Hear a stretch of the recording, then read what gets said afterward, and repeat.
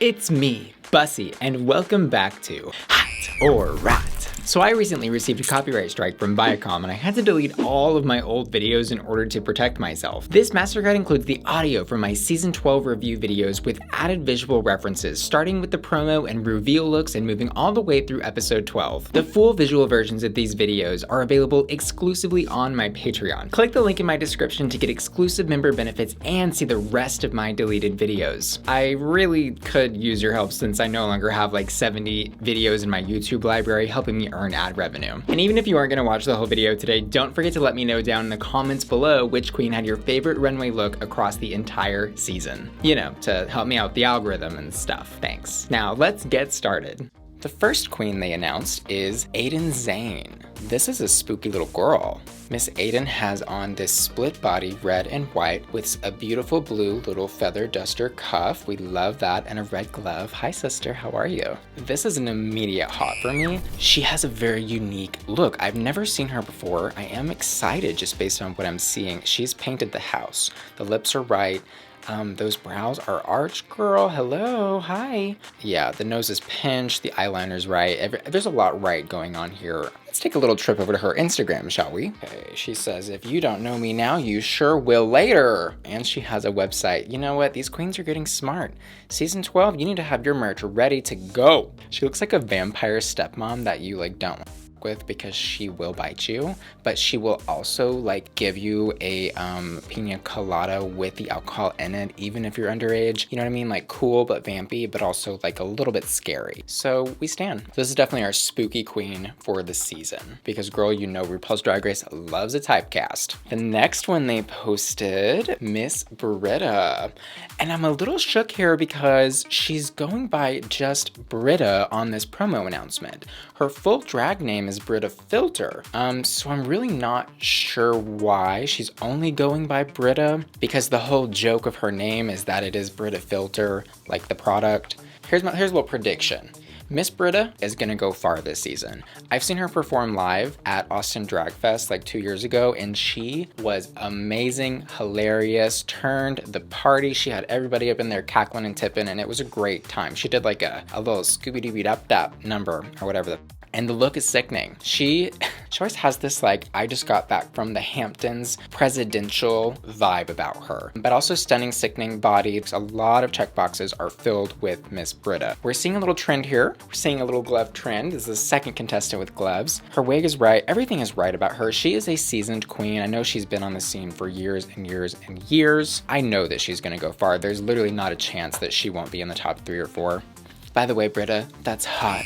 Next up is Crystal Methyd. You know, the obvious joke here that in her name is Crystal Meth. She's no stranger to a pearl necklace. She has on about 30 of them. She's got pearls up in her hair. Girl, she said, give me the pearl necklace, the bracelets, and up in the wig. Another contestant with gloves. Did they all have gloves? Okay, they're all wearing gloves. Crystal Methyd. She's beat. The wig is right. The styling is perfect. I love the faux fur. We hope it's faux. Again, everybody is just promoted the house. Like the promo, this is a great color scheme. It's stunning. It's beautiful. I'm so thrilled to announce that this video has been sponsored by Philo. Philo is a live cable TV streaming app with over 50 channels, and it's where I'm watching RuPaul's Drag Race Season 12, Secret Celebrity Drag Race, and Untucked. My favorite thing about Philo is not only can you watch Drag Race Season 12 live, but you can actually go back and rewatch every single episode and catch up on anything that you've missed. You can watch it from your phone, your laptop, your desktop computer, your Fire TV stick, your Apple TV, and the list goes on and on. If you have a gizmo, they have an app for that. When you join Philo, you can save hundreds on your traditional cable bill. And because you're a fan of Bussy Queen, you can get your first 7 days free and your first month for only $14, $20 a month after that. Go ahead, click the link in my description box to try Philo for free for 7 days and get 30% off your first month. And Philo, thank you so much for sponsoring this video. Yeah, Crystal Methyd, that's hot. The next cast member they unveiled is Miss Dahlia Sin. I believe Miss Dahlia is in Aja's drag house, so we're seeing a little bit of family happening here. She has this Wonder Woman vibe going on. I kind of have a feeling, just based off these looks, because they are all super stunning and they match really well. I think they were styled by the producers of Drag Race. I don't think these are anything that these girls brought, and I think that is a trend that usually happens with the season promos, is they kind of just have a bunch of outfits ready and then they style and fit the girls when they show up. This is hot. This is very hot. Dahlia looks amazing. Her tattoos are so cool across the shoulders and chest. Very, very pretty. She's got little baby hairs curled up in her wig. She's got the matching stars from her wig and her gloves and on her waistline. It's flawless. It's hot. There's nothing wrong here. So I do predict we're gonna have some drama from Miss Dahlia Sin. I don't know her, I don't know anything about her, just predicting based on her being in Aja's drag house. Also know that she's gonna be a sickening lip syncer and performer because of that, because girl, you don't need to remind you. Show the tape. Next up is Gigi Goode, or Gigi Goode? Gigi Goode. Gigi. Yeah, I don't know. Gigi Goode. Unfortunately, I don't think she chose or was given the best promo look here.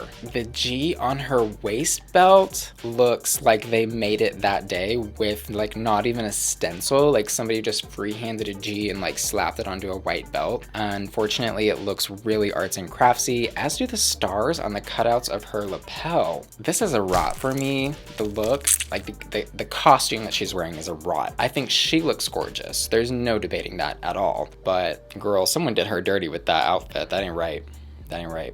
She truly actually is one of those really stunning, beautiful queens who has this like retroness about her, but also knows how to make it fun and fresh. I mean, just go look through her Instagram. She has some stunning looks. This is not, I feel, representative of her. Looking at her boy pics, oh my God. What's good, Gigi Goode? Call me. Girl, next up is Heidi N Closet, and girl, she better go back to that closet because girl, she should not have come out in that. Ugh. I'm sorry, something about this is wrong to me. The little half motorcycle gloves that she's wearing do not work for the dress. It just doesn't match. I think, you know, she looks pretty. All these queens, they have mastered the art of makeup. There's no debating that. I mean, her face, stunning. But I'm just really confused with the like Stepford wife dress with the motorcycle glove. It just doesn't make any sense for me. This is a rot. This needs like a longer glove. She kind of looks like Chi DeVayne almost. I wonder if they're related. Dancing Disco Diva, that sounds familiar. Next up is Jackie Cox. The description says she's not a regular aunt, she's a cool aunt. So we've got this sort of like Jinx Monsoon kind of persona I'm imagining based off of that description and the presentation with her very 50s hairdo and the retro little 80s earrings and all that good stuff. I think they styled her right. She's the first contestant to not be wearing gloves. She has some little flat tip nails on, which are cute. I think they fit the whole vibe of the outfit. This is a hot for me. Only thing I'm questioning, wish she had a little like nose contour on, cause girl, something smells a little off. All right, next up is Miss Jaida Essence Hall.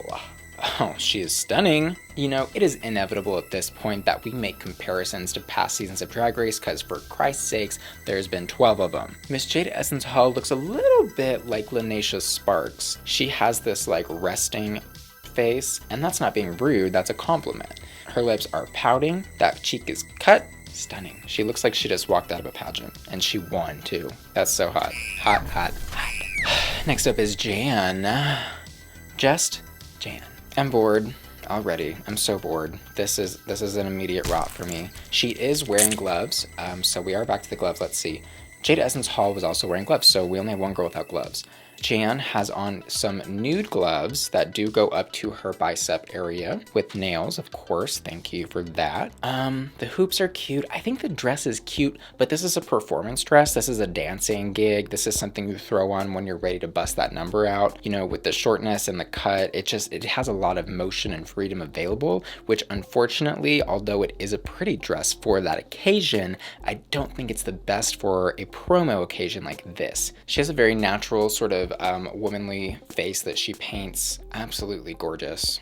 Next up is Nicky Doll. This is hot immediately. It's beautifully styled. Retro, it's modern, it's futuristic. She has this beautiful tulle red glove with a ring over one of the fingers, red little hat on that's just perfectly flopping over half of her face. This is beautiful. This is something the First Lady is going to wear to the re-election of Obama in 2020, so I hope it's her. Hot. And next up is Trixie Mattel again. Girl, we've seen Miss Trixie on too many damn seasons of Drag Race. I'm sick of it. I don't want to see her anymore. I'm just kidding, I love Trixie, but I don't know why she's competing again. This is kind of weird. I guess third time's the charm. Maybe she'll deserve this win. This is like Pikachu mixed with that show with like the people that get in the Megazords, not Power Rangers, but the other one, and they fly around the sky and fight each other. So like it's hot in a way, like I like the references, but I don't love it. Maybe I do. The red bang's cute. I'd say it's hot. It's hot. I'll give it a hot. My favorite thing about it are the shoulder pads, but the Pikachu ears, it's a lot. There's a lot going on here. It's just a little, I'm worried about the taste level. I don't know. Let's go see the rest of her profile. Girl, she's no stranger to a white underliner. Good God. With this amount of makeup on, I hope that she can deliver comedy. I think that's one of the times that that amount of makeup can be delivered on a stage. Next up is Miss Sherry Pie. I've seen her somewhere. I've heard the name. She has kind of a modern divine style of makeup to her, which is pretty in the right situations. And wow, she has some crazy looks up on Instagram, some really stunning work. This is somebody who I can tell just from these pictures knows how to work a crowd. So if she brings anything like what I'm seeing on this Instagram to the stage, I think she will go far. So this look is hot for me. It's not the best of these promos, but it's hot. Next up is Miss Widow Von Du. I don't love this. I don't. I'm sorry. I'm looking for redeeming qualities. I'm looking. There's like, it's like a Chun-Li wig, too many sequins on a spandex waist, and then it poofs out. I don't know. And then the white over it. It doesn't make a lot of sense for me. Gotta be honest, it's just not working for me. This is a rot, I'm sorry. I honestly think a different wig. I think the problem with the wig for me is that split, really harsh bang. She's got half of it covering like a third of her face here, another third's covered over here. And it looks like she has a pretty face, so I just wanna see more of it. Oh, this is interesting. Widow Von Du like has no social media presence. She's got like 4 pictures up on the gram. So I don't know what that means. So I guess we're ending on a rot here, but we can do Rue as well. Rue looks stunning, of course. I mean, good God. Beautiful blue and gold sequin dress, and it's like cut and oh yeah, the blue feathers. Rue looks beautiful. Rue, that's hot. All right, so that's hot or rot for the cast of RuPaul's Drag Race Season 12. But y'all better turn it out in the comments. Y'all better hit that subscribe button. You better smash and press and slither all over that like button. You better just like get all up in those comments. Let me know what you think. Did I get it right? Was I wrong? Love you. Bye. Hi, ugly. It's me, Bussy, and welcome back to Hot or Rot. And on today's episode, we'll be hot or rotting the RuPaul's Drag Race Season 12 Ruveal looks. This Ruveal runway was kind of an extra little bonus to the promos that we got, and the theme is some sort of like underground, deconstructed, grungy couture. Let's get into it. So first up is Aiden Zhane, and she is wearing this really awesome like 80s hairband metal hair. She looks like a really hot rocker. I love what she's done with her hair and makeup.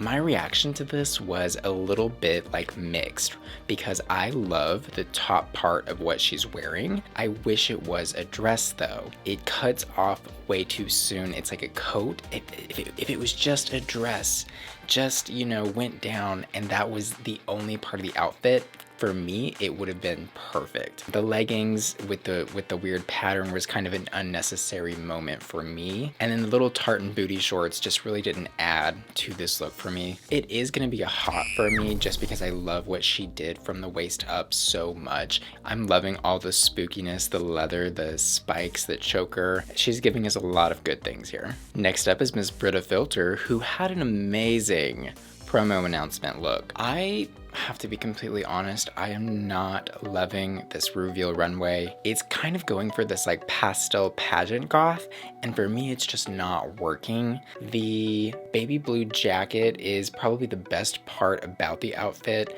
but then there's like this weird strappy thing coming through the middle that I do not like at all. It's bedazzled like you would bedazzle a pageant outfit or something like that, and it just doesn't fit the vibe of what this runway's theme is. The wig is a little bit of a miss for me too. It just doesn't, it looks like it's kind of all over the place, like she had some trouble getting it to stay in the style that she wanted to keep it in. You can tell that she has an amazing stage presence, and just watching her float down that runway is really, really amazing, but the look is gonna be a rot for me. I don't really like what is happening here. Yes ma'am. Next up is Crystal Methyd. I died when I saw this. I'm loving every second of it. She looks like Dobie the house elf gone bad. Dobie got his little sock from his owner and he is running around the world a free house elf. I love everything here that she did with her hair, the braids coming down the side, giving this huge giant mohawk that just flows and bounces behind her. Very grungy, very hard rock. Oh, it's hot. And then the stitching all over the top part of the jacket with the oversized sleeves and then the crop top. It's just a really cool piece that I don't think I've ever really seen on like the Drag Race runway, and it's not something you see anywhere else either. You know, were the elf ears necessary with this? I don't think so, but I think she was trying to evoke a little bit of Dobie fantasy. Another thing about this look I just want to point out is that she styled it from head to toe, matching, and it looks like one cohesive look. Next up is Dahlia Sin, giving us a little bit of a kawaii moment. She has the really cute little, you know, Sailor Moon kind of inspired pigtails perked up on top. The pink hair is very pretty. She has a very cute look on this runway. There are some elements of it that I like and some that I don't. The poofy sleeve around the elbow, I don't love, but then also I kind of do like it. And then the pattern on the body, something about the shape of the pink across the chest and across the waist and nether region, it's just not becoming. Like it kind of almost ends up giving her this like square body shape. Her face is beat. She looks stunning and absolutely beautiful, I will say though. Overall, I'm gonna say this is a hot because it definitely is unique and it's fun and it evokes emotion and we love to see it. Next up is Miss Gigi Goode. Miss Gigi Goode. Goo goo goo goo ga ga ga ga goo goo. Wow. When I saw this look, my jaw literally dropped. Like, I am so sister stunned by this. I mean, the play of the color of the plaid, like there's like 3 different colors going on. There's blue, there's yellow, there's red. It's just so high fashion and like couture and Vogue, and the red curly bangs and the curly hair. The whole look is so hot. I mean, and then there's these really cute little details that are hidden throughout the outfit. She's got the giant safety pins holding the top part together. Braid fabric on the chest. She has this exposed little like plaid garter around her thigh, and then the other part is like this giant half of a skirt. I mean, this is an absolutely beautiful garment, and she is working every inch of that runway, looking gorgeous doing it. So props to you, Gigi Goode. That's hot. Next up is Heidi N Closet. You know, I really want to like this, but I just don't. This is a rot for me. I wish that she would just take off some of it. There's way too much going on. She said she wanted a dance costume with a leopard harness, with giant shoulder pads, and giant hip pieces with denim fringe. I mean, she said, I want every single thing in the store and I want it on my body in every shape and every size. And it just came off like she tried to put the whole kitchen sink on her body. I don't like it. I don't love it. Actually, I kind of hate it. This is a rot for me. I will say, however, notwithstanding, neck up is a hot. That mug is flawless. I mean, wow, the wig is beautiful. She looks stunning from here up. But girl, from here down, she looks every single thing under the moon, sun, and stars. And, you know, that's not to say that, like, if you saw this in a club or in a performance, it is still going to be amazing because she's going to have a crazy stage presence wearing something like that. And it looks like she can move around in it and perform in it. And yeah, it is a cool outfit. It's just too much. Next up is Miss Jackie Cox, giving us a little bit of this kind of inspired Arabian Nights fantasy. She has a beautiful green emerald hood around her head, draping over her shoulders with a gold trim matching on the bracelets. I think that's very, very beautiful. I absolutely love that because we've never seen something like that on the runway. Not done like this. She has some she ripped off that little shoulder piece. She ripped off that cape. She said, bye cape. And then the actual bodysuit itself was a little boring, but overall the look, I'm gonna say, is a hot. I think she looks stunning. Yes, ma'am. Here comes Miss Jaida Essence Hall. Damn. She looks too good for her own good. That's all I have to say. Girl, serving looks like that. She's gonna get the crown. She's giving us body, and the way she's walking down the runway, she owns every centimeter of it. She is stomping, she is swishing the hips, that head is bobbing, and that mug. Wow. She looks beautiful, absolutely beautiful, and I will say, you know, is the outfit as couture or as unique as like Gigi's? No, but it looks so good on her. Wow. Hot, hot, hot. Next up is Gothy Jan. Jan. I really do like Jan and I want to like this outfit, but I just don't.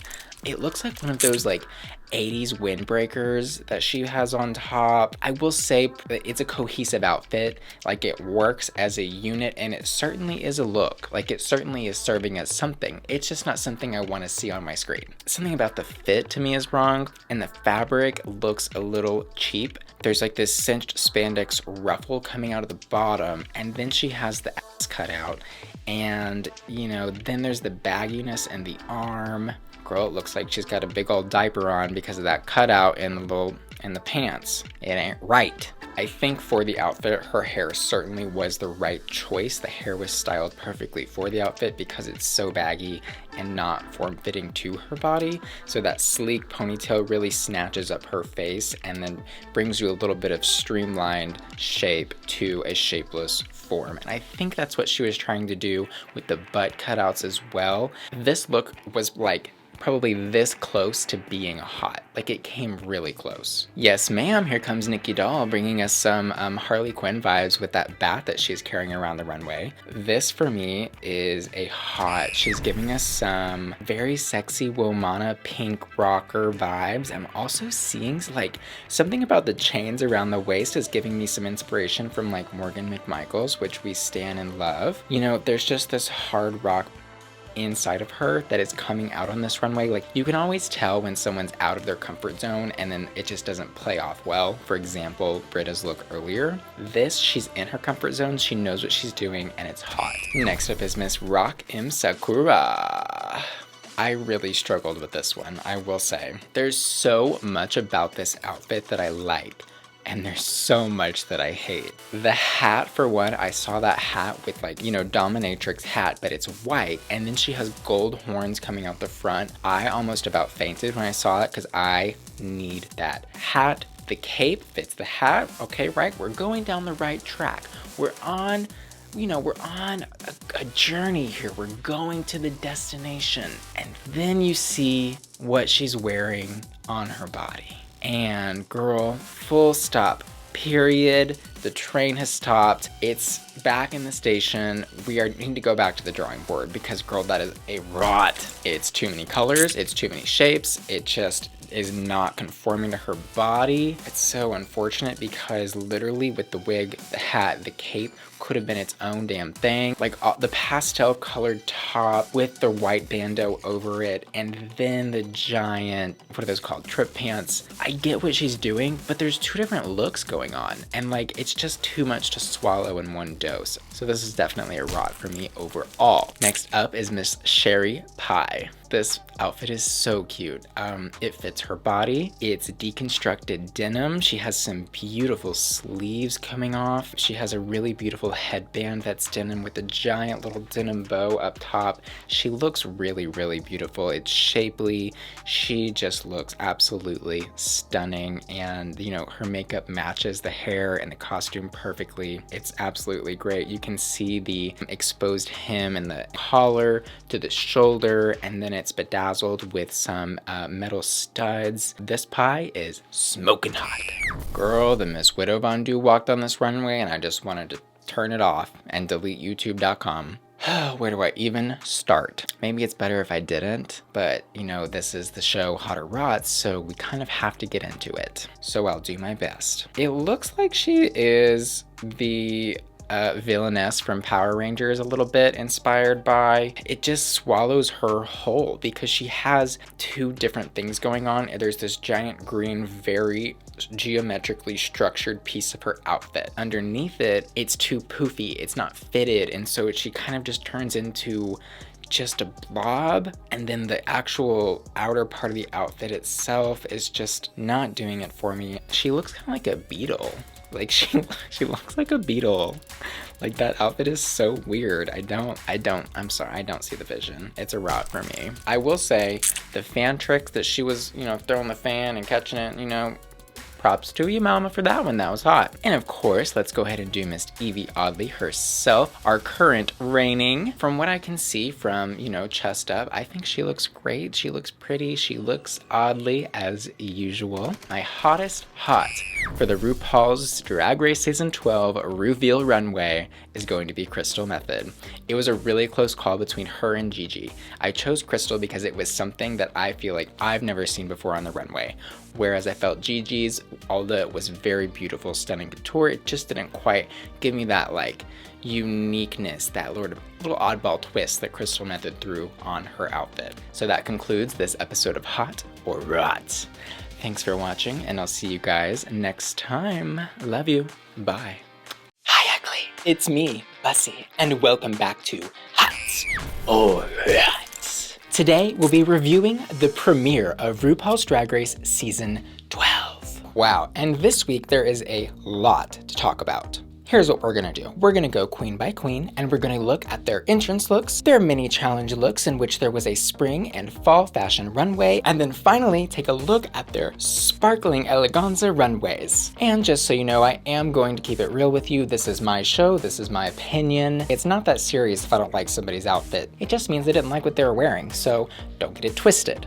This video was made possible by my generous patrons. Now let's get started. Are you thirsty? Let's have a glass of Brita. Brita walks into the workroom Muppet first. She's carrying this like pink rat Muppet. Maybe there's like a reference here that I'm missing because I do not recognize this little character that she is carrying, but it is cute. It's campy. I love her leopard print dress with the leopard print fascinator that has this really cute feather accessory. She's carrying a martini glass with her into the workroom. Like Miss Kasha Davis said, there is always time for a cocktail. And there's actually this really interesting pink vinyl detailing all up and down the dress, and I think this entrance look is hot. Brita's spring fashion look is a full-length blue satin kind of pageant gown. There is a ton of tulle. I think the dress is really pretty. I think the tulle is really pretty, and this look is complete with some big ol' hair. I don't really think it's a runway look. This is more like I'm going to accept a crown or like speak at an engagement type of look. Regardless, I think it does look pretty on her, and she looks hot. And for Brita's fall fashion look, yikes. I don't like this. This is an immediate rot for me. In the episode, she was talking about like an oil spill, and that's why like half the gown is black. I just don't really understand why this is a fall look, and it again does not really say like high fashion couture or runway. This is another kind of pageanty gown, and I don't like how separated it is. And luckily Miss Brita did redeem herself in the final runway. She's wearing an all white outfit, completely stoned and accessorized with like hundreds of little tiny mirrors all along the collar, the hem of the skirt, the shoes, the pants. There's just little mirrors reflecting and sparkling all over her body. Va va voom, this look is hot. So overall, Brita did do pretty good in this episode. She showed us that she has a lot of personality, she thinks about details, and she does not know how to twerk, apparently. She kind of reminds me of Chad Michaels. Most of the stuff that she does, I think, is going to be thought out. I think it's going to be finished looking. However, I think there's just going to be an element of surprise missing. Next up is Miss Widow Von Du, and she was full of surprises this episode. She came to win, to conquer, to thrive even. And I have to say, I was so surprised because of her promo and her Ruveal runway looks. I didn't love either of those, but when she walked into the workroom, I fell in love immediately. Miss Widow Von Du is completely covered in sparkles from head to toe. The whole outfit is this nude illusion, and it's very fitted, very tight. She is padded, oh my god, she has body for days. This look is a hot. Moving into her fall fashion look, she is giving us some 90s rap Missy Elliott vibes. I love this. This is what I'm talking about. She has her hair styled in these really cute little pigtails up top, and the outfit itself is this neoprene pink and yellow jumpsuit. I love that it's color blocked. Everything about this is hot. For her fall look, I was shook yet again. She comes out in this really, really pretty beige dress. There is this little frill moment happening around the waist, and the actual silhouette of it is smaller on top, and then it balloons out at the bottom. It billows behind her when she walks, and she has a really, really huge blonde afro on, and this is just really hot to me. I also think it is high fashion, just like her spring look. So for the actual challenge of this week's episode, Heidi N Closet and Widow Von Du were chosen by their fellow queens to be the choreographers of the performance. I have some thoughts about that. Yeah, I hated the choreography. Like, there just was no choreography. There were some moments where the queens were kind of like in sync for a second, but then they would all just keep going back to like awkwardly standing there and doing their own thing. However, their individual performances were actually quite good. Pretty much everybody gets positive critique from the judges for their actual rap. Widow shows us that she is a performer, oh my god. And on the runway, Miss Widow had again another stunning jaw-dropping look. Girl, don't make me say it. Pink wig, thick ass, give 'em whiplash. She did that. She really did that. She bodied this look. Look at the size of the pads and that ass. This is just so gorgeous. It's this sparkling white with lots of pink detailing on the like giant triple collar that is on this look. And then Nicki Minaj comments on the actual earrings that she's wearing. They are W's for her name, Widow Von Du, and says that she loves them. Widow honestly blew me away this episode. I did not expect the fashion. I did not expect the looks. I did not expect the amount of body and personality and amazingness. Widow, this look is hot. Your entire performance this episode was hot, and the judges confirmed all of this. She ended up lip syncing, kind of like for her legacy, on episode 1 against Gigi, and she wins a cash tip of $5,000. And moving to one of our 2 fashion queens that we get to see this episode, Nicky Doll, who of course says that she named herself after Nicki Minaj, and Nicki Minaj is the judge this episode. Perfect little pairing there. I'm sure that she was just totally beside herself to meet her namesake. Nicki's entrance look is this really beautiful white and blue sparkly bodysuit with some giant blown out hips and some red tulle detailing underneath one of the hips. I love the proportions of this, the symmetry of the look, or should I say asymmetry. Only one side of the outfit has the red under the hip, and then she has on a really cute red fascinator on top of the wig. Are we seeing a trend here? She was saying that all of her looks are very inspired by European designers, specifically Jean-Paul Gaultier, which we can very well see here. This look is gorgeous. It's hot. Girl, I don't even need to say it. Y'all already know. And moving into her spring look, florals for spring. You know, when I saw that entrance look, I thought I wanted some more. but I guess I lied. It does look runway and it does read spring, however, I just really don't personally like it. This is a rot for me. I don't think that the fire orange wig that she has on makes sense with this outfit. It just is a weird contrast. The flower kind of waist accessory that she has on over the jacket with the frilly skirt, it just looks a little messy. However, girl, can we talk about this fall look? Wow. She has on my favorite part of the outfit, this gold monocle kind of accessory, and the pearls are giant. They're really, really pretty. She has this really beautiful black mesh huge hat on. I love the black bow tie. I love that this look is a little bit androgynous. This look is very hot. I absolutely love it. And for her actual runway, Miss Nicky walks out in something, again, very, very interesting. I'm gonna be honest, this really isn't my favorite thing either. I like all of the pieces of the outfit, but I don't like them all paired together. I think the mask that she brings out on the runway is absolutely gorgeous. It has some spikes on it. I think the top part of her look is really, really interesting and pretty. It's this like silver metal feather collar cape moment that's like around her neck and over her shoulders. I don't think all of this is really working together very well. It's not really selling me a cohesive look. And I might get some hate for this one, but this is again just my opinion. This look is a rot for me. Yes, she is beautiful. Her makeup is snatched on the runway. I think Nicky is super, super talented. I just kind of think we're going to be seeing a little bit of hit and miss. And maybe some of you will love this look, and that is totally okay. I support you. She has a lot of really funny moments with the production assistants where she's pronouncing something like hummus, and they're like, wait, what did you just say? And then she has to explain herself, and it makes for really good, funny, interactive TV because you also kind of don't know what she's saying sometimes with that accent. I think she's gonna be one to watch because the judges love her, and she is really turning a lot of interesting looks. And next up is Miss Jackie Cox. Jackie was so much fun to watch this episode. I think she might be one of the cutest boys on this season. She's quippy, she's witty, she's smart, she's funny. She got a little story moment where she got to talk about how being gay is actually punishable by death in Iran, and she's a drag queen. Usually that means they're trying to bring attention to a queen that is going to perform well in the season or will be going home early. Jackie's entrance look is really, really cute. She's sort of selling us this Minnie Mouse fantasy. The top and bottom part of the outfit are both completely covered in sequins. Then to complete the look, she has topped it with a red sparkly bow up in the hair. So written across the top of her outfit in this look in Farsi is her name, Jacqueline. I think this was a really cute little detail to add to the look. She knows how to put a look together and also make it her own. Miss Jackie Cox's entrance look is hot, and I think she is legit. Moving into Jackie's spring and fall looks, we get to see her personality really shine in the outfits that she chooses. You can tell that she knows fashion, she knows her references. She is completely styled from that retro era.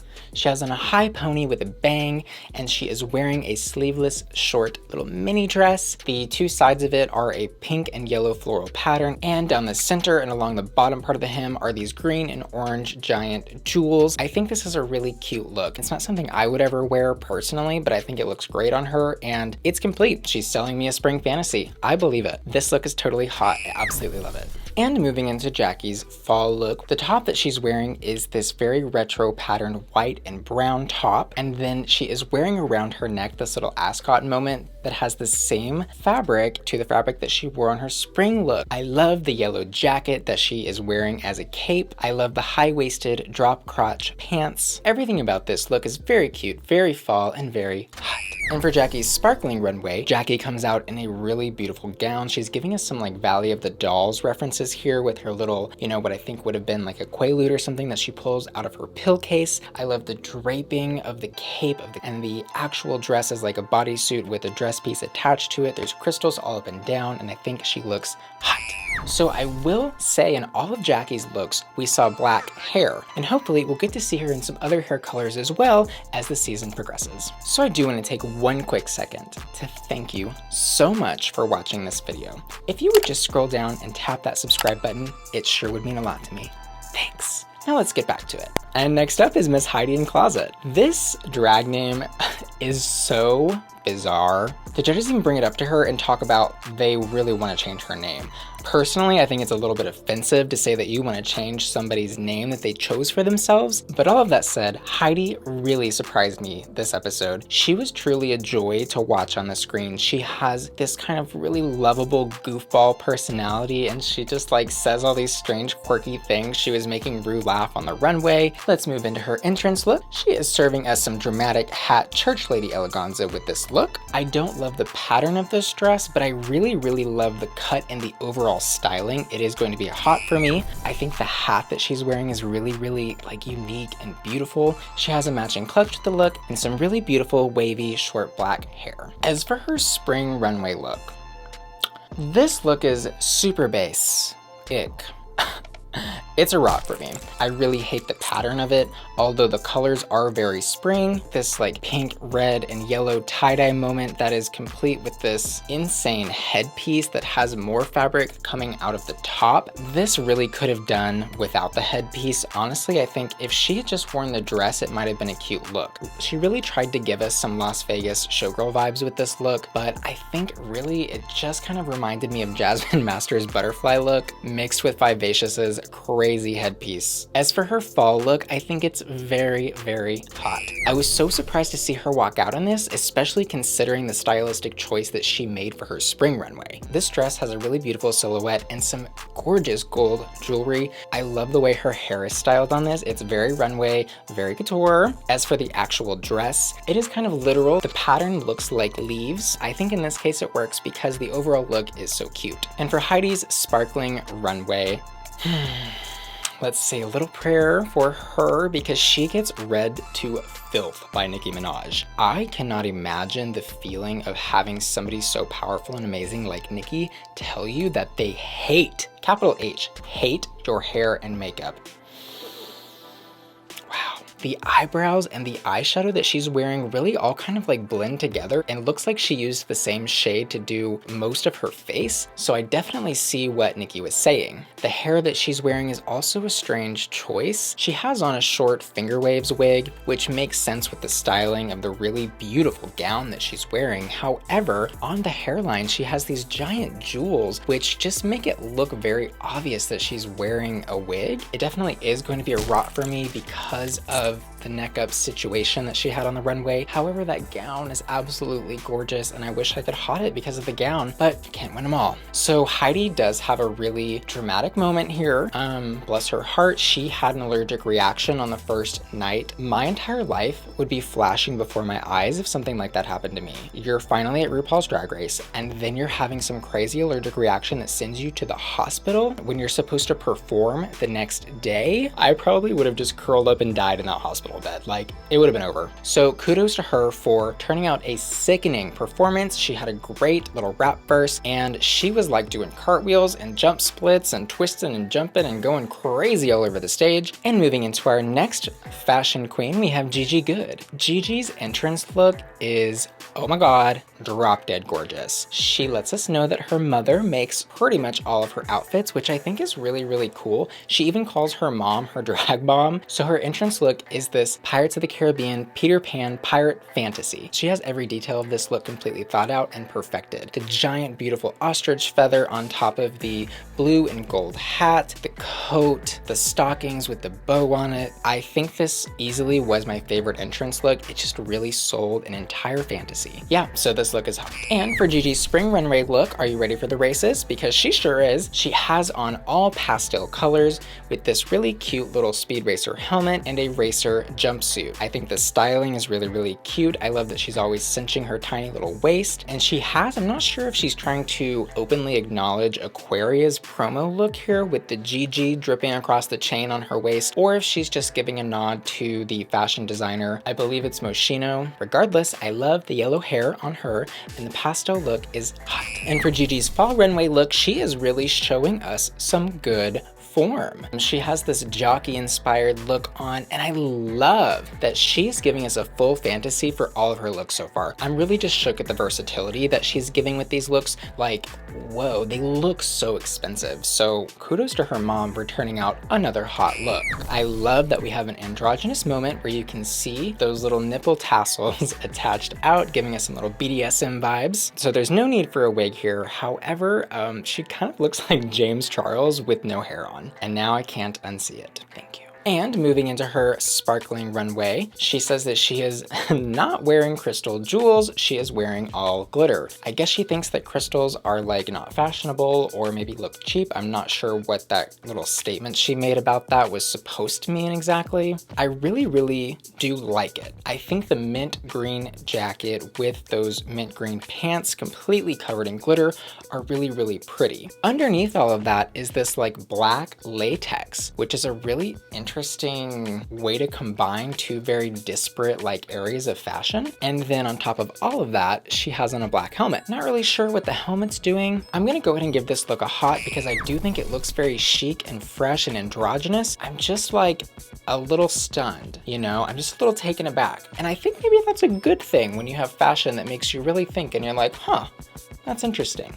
Anyways, Gigi has lots of complaining this episode, but ends up doing so well in the rap challenge with a great little verse and a funny performance, she can perform, that she ends up lip syncing against Widow for the win. And yeah, she can't really like perform in the way that Widow does because Widow was doing like crazy contortions with her arms and legs and jumping all over the stage, sliding all over the stage. I mean, my head was spinning just trying to keep up with what was going on that runway. I was like, what the hell is going on? While Gigi was giving us a completely opposite performance, she is kind of funny when she knows she needs to be. Next up is Crystal Methyd, and I think I'm addicted already.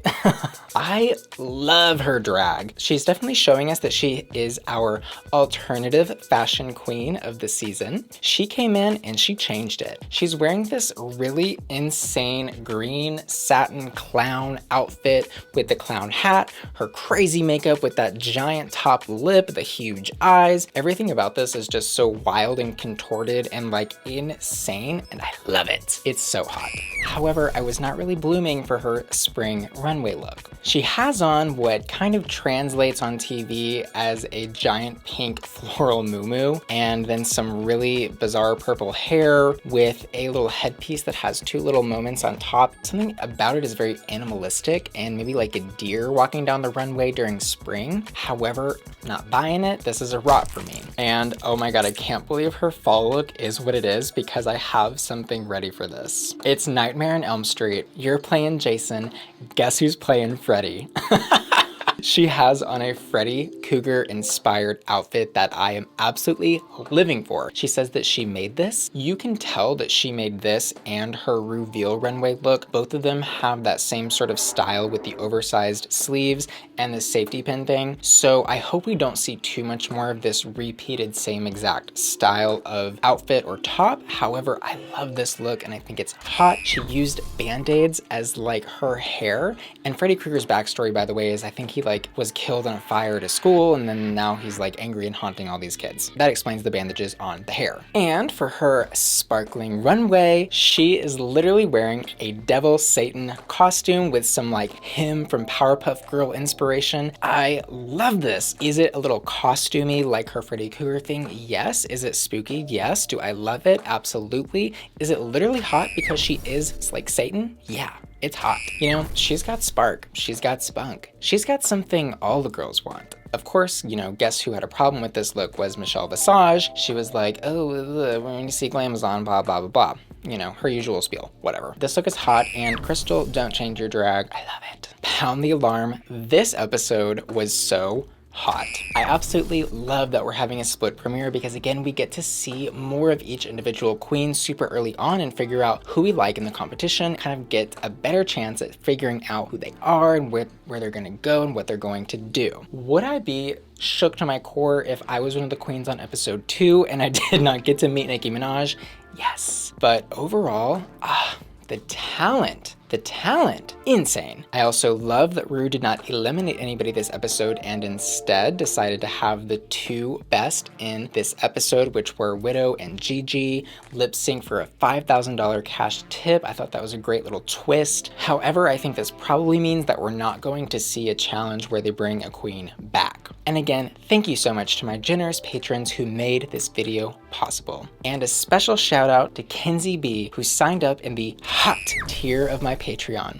The link for my Patreon is down below and you can join for as little as $1, and it really would help me to continue making these hot or rot reviews if you joined. Thanks for watching. Love you. Bye. Hi ugly. It's me, Bussy, and welcome back to Hot or Rot. And today we're going to be reviewing the second premiere of RuPaul's Drag Race Season 12. So let's go ahead and get the elephant in the room out of the way. Pie was disqualified from season 12. If you don't know what's going on, I have put links to the situation in the description of this video down below. I will not be addressing this topic anymore, and I will not be covering in my reviews for the rest of the season moving forward. I'm going to pretend that she does not exist in the episodes because I do not want to give a platform to that kind of behavior. I hope you understand I'm doing this out of respect to the victims and of all victims of sexual abuse. So here's what we're gonna do. We're gonna go queen by queen and we're going to talk about their entrance looks, spring and fall fashion looks, how they did in the challenge, and then finally talk about their tulle runways. Let's get into it. So the first queen to walk into the workroom was Miss Rock'em Sakura, and she is looking absolutely lovely. I really love the face mask that she's wearing, which are these two giant triangles that are like bedazzled pink and they have little butterflies on them. Asia O'Hara, you better watch out. I think her makeup really works well for this look. I think she really pulled off this fantasy and I think she looks really hot. So we get to see that Rock has a really huge personality in her entrance. She's just being a complete and total ham. She was so much fun to watch the entire episode.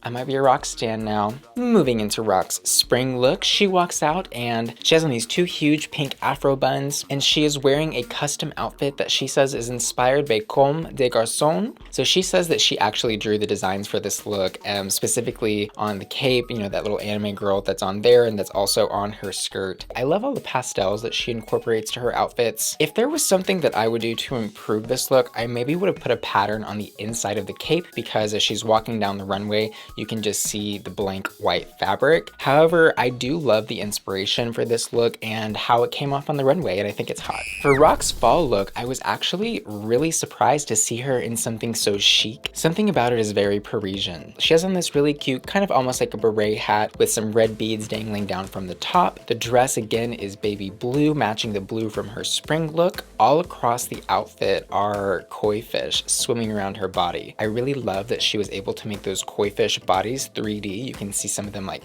poking out in front of her. It really gives a fun dimension to the dress. It didn't read as fall to me, but I think the look is hot and I think she looks great in it. As for Rock's performance in the challenge, those lyrics were really something. She went from like doing death drops and like jumping on her back and throwing splits and like making jokes about like, you know, I'm gonna sleep with your dad type humor to fart jokes. Even the judges are a little bit confused at what they just saw and heard, but they do laugh. So, I mean, again, if you can make someone laugh on RuPaul's Drag Race, you're gonna be winning. So she did well in the challenge. As for her tulle runway, the judges again had some mixed reactions. I think we're going to be seeing a lot of that this season. Personally, I really loved what she was able to achieve with the silhouette of her dress. She says she's wearing like 1,000 yards of tulle and you can see every single yard in her outfit. The sleeves are huge. They start small and they get bigger as they go out to her hands. And then she has on a skirt with the two sides totally blossoming out into a full gown. It really doesn't swallow her. Like you can still see her legs and you can still see her waist with like a plain white corset that really just breaks everything up and gives your eyes a much needed break. I think this outfit is very hot. And next into the workroom is Dahlia Sin.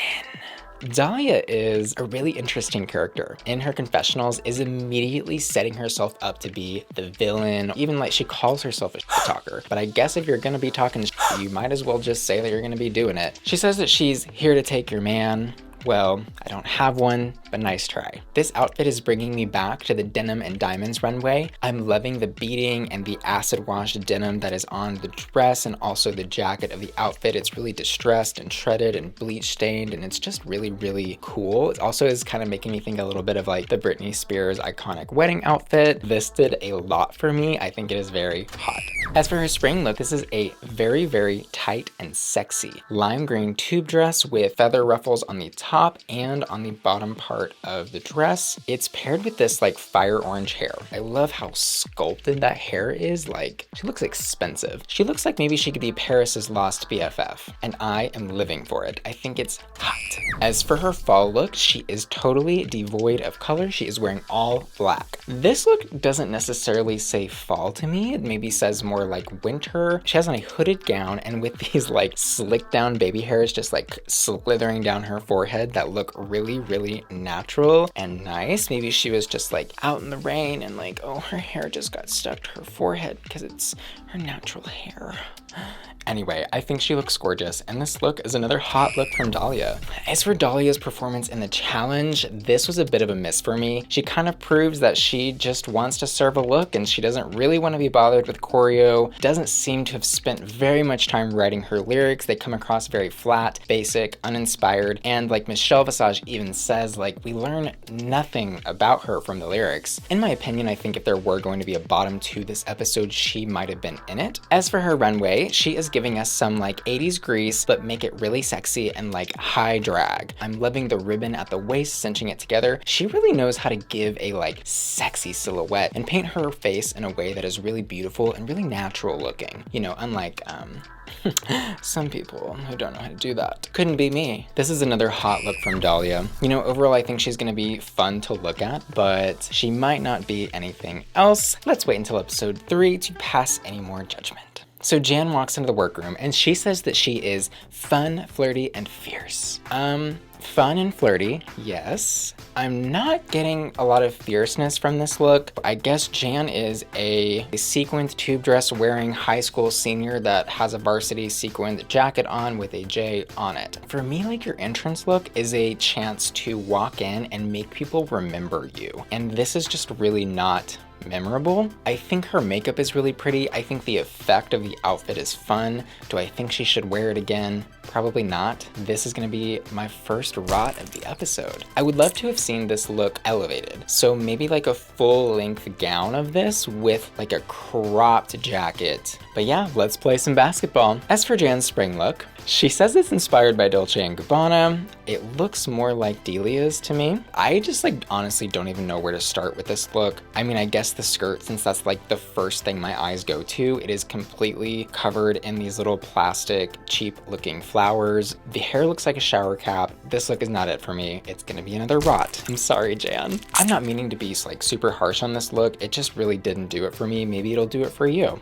And that's great. Finally, for Jan's fall look, something I can get behind. She's giving me some like replicant Blade Runner vibes with that sharp bang in the updo. I really love the dark hair on her. I think it's very striking with her face and the colors that she uses with her makeup. I love, love, love the like green alligator trench coat over the green alligator dress with all the ruffles on the collar and the matching ruffles on the sleeve of the jacket. I think this is just a really, really cool look. I also love the glasses that she's wearing, and I think it is super hot.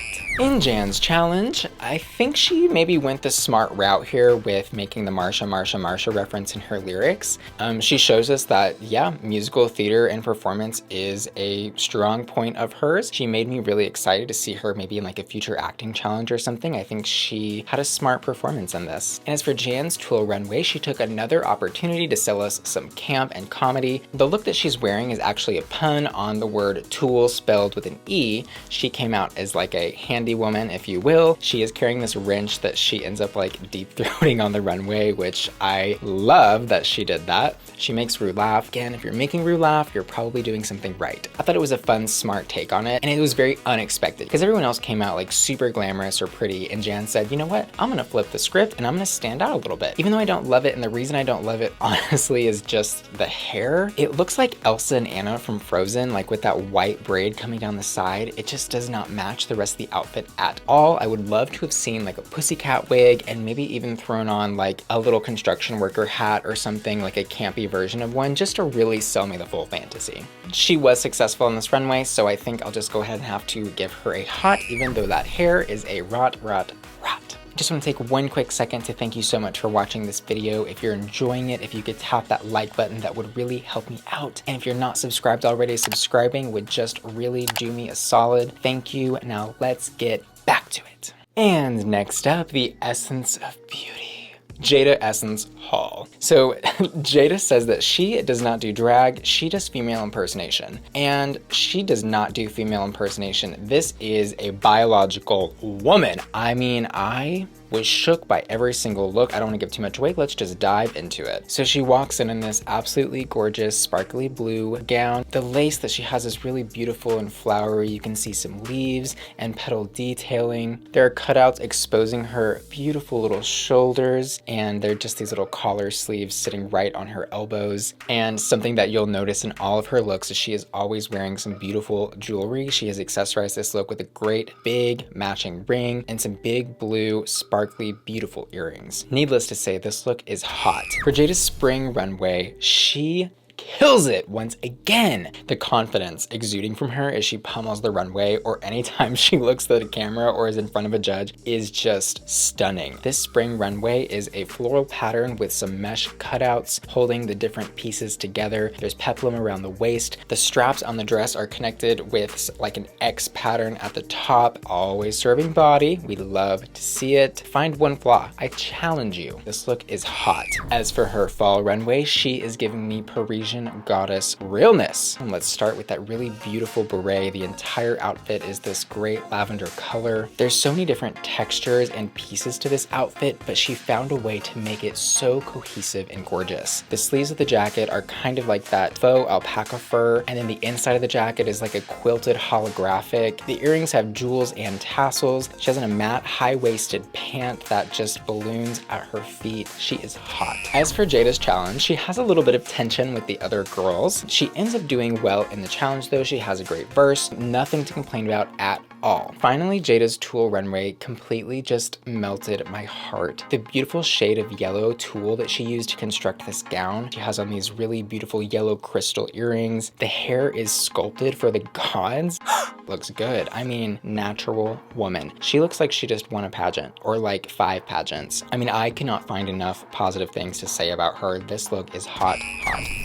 So Jaida does end up lip syncing for the win, and it's just like the surprises that she has never ever end. She starts off the performance to Call Your Girlfriend a little bit serious, and then the back part of her dress comes off. She has a little bit of reveal so that she can do some more dance moves, and then she has a little bit of comedy that she throws in there, and she's just showing us and the judges like she can do it all. There is no question in my mind that this girl is going to go far this season. She wins a $5,000 cash prize. Congrats, Jaida. You earned it, and girl, you already earned the crown in my heart. And finally, we have our spooky queen of the season, Miss Aiden Zhane. She says that you cannot compare her to anyone. And I would say that that rings pretty true. I think she is kind of a unique personality, definitely a unique look. I would say we've never seen that makeup style or so many short little feathered pixie wigs. I think her style is going to be a love it or hate it for a lot of viewers. It kind of has this old Hollywood kind of feel to it, but like a dark horror take on that, which I just really enjoy. Her entrance look is really pretty. It's not show-stopping, but it just looks really well put together. She has on what appears to be a full black latex bodysuit, and then she has thrown on a red and yellow blazer with a pattern that looks kind of like those like old classic curtain rods or something. Overall, this look is hot. So she walks in and she gets kind of grilled by the other girls because they're asking, well, like, where are you from? Where do you perform? La-di-da-di-da. And she reveals to the other girls that she's not currently performing. And this is kind of a weird moment because she doesn't really fill in the gap on where or how she performs. And it left everybody watching, including myself, wondering, well, what does she do?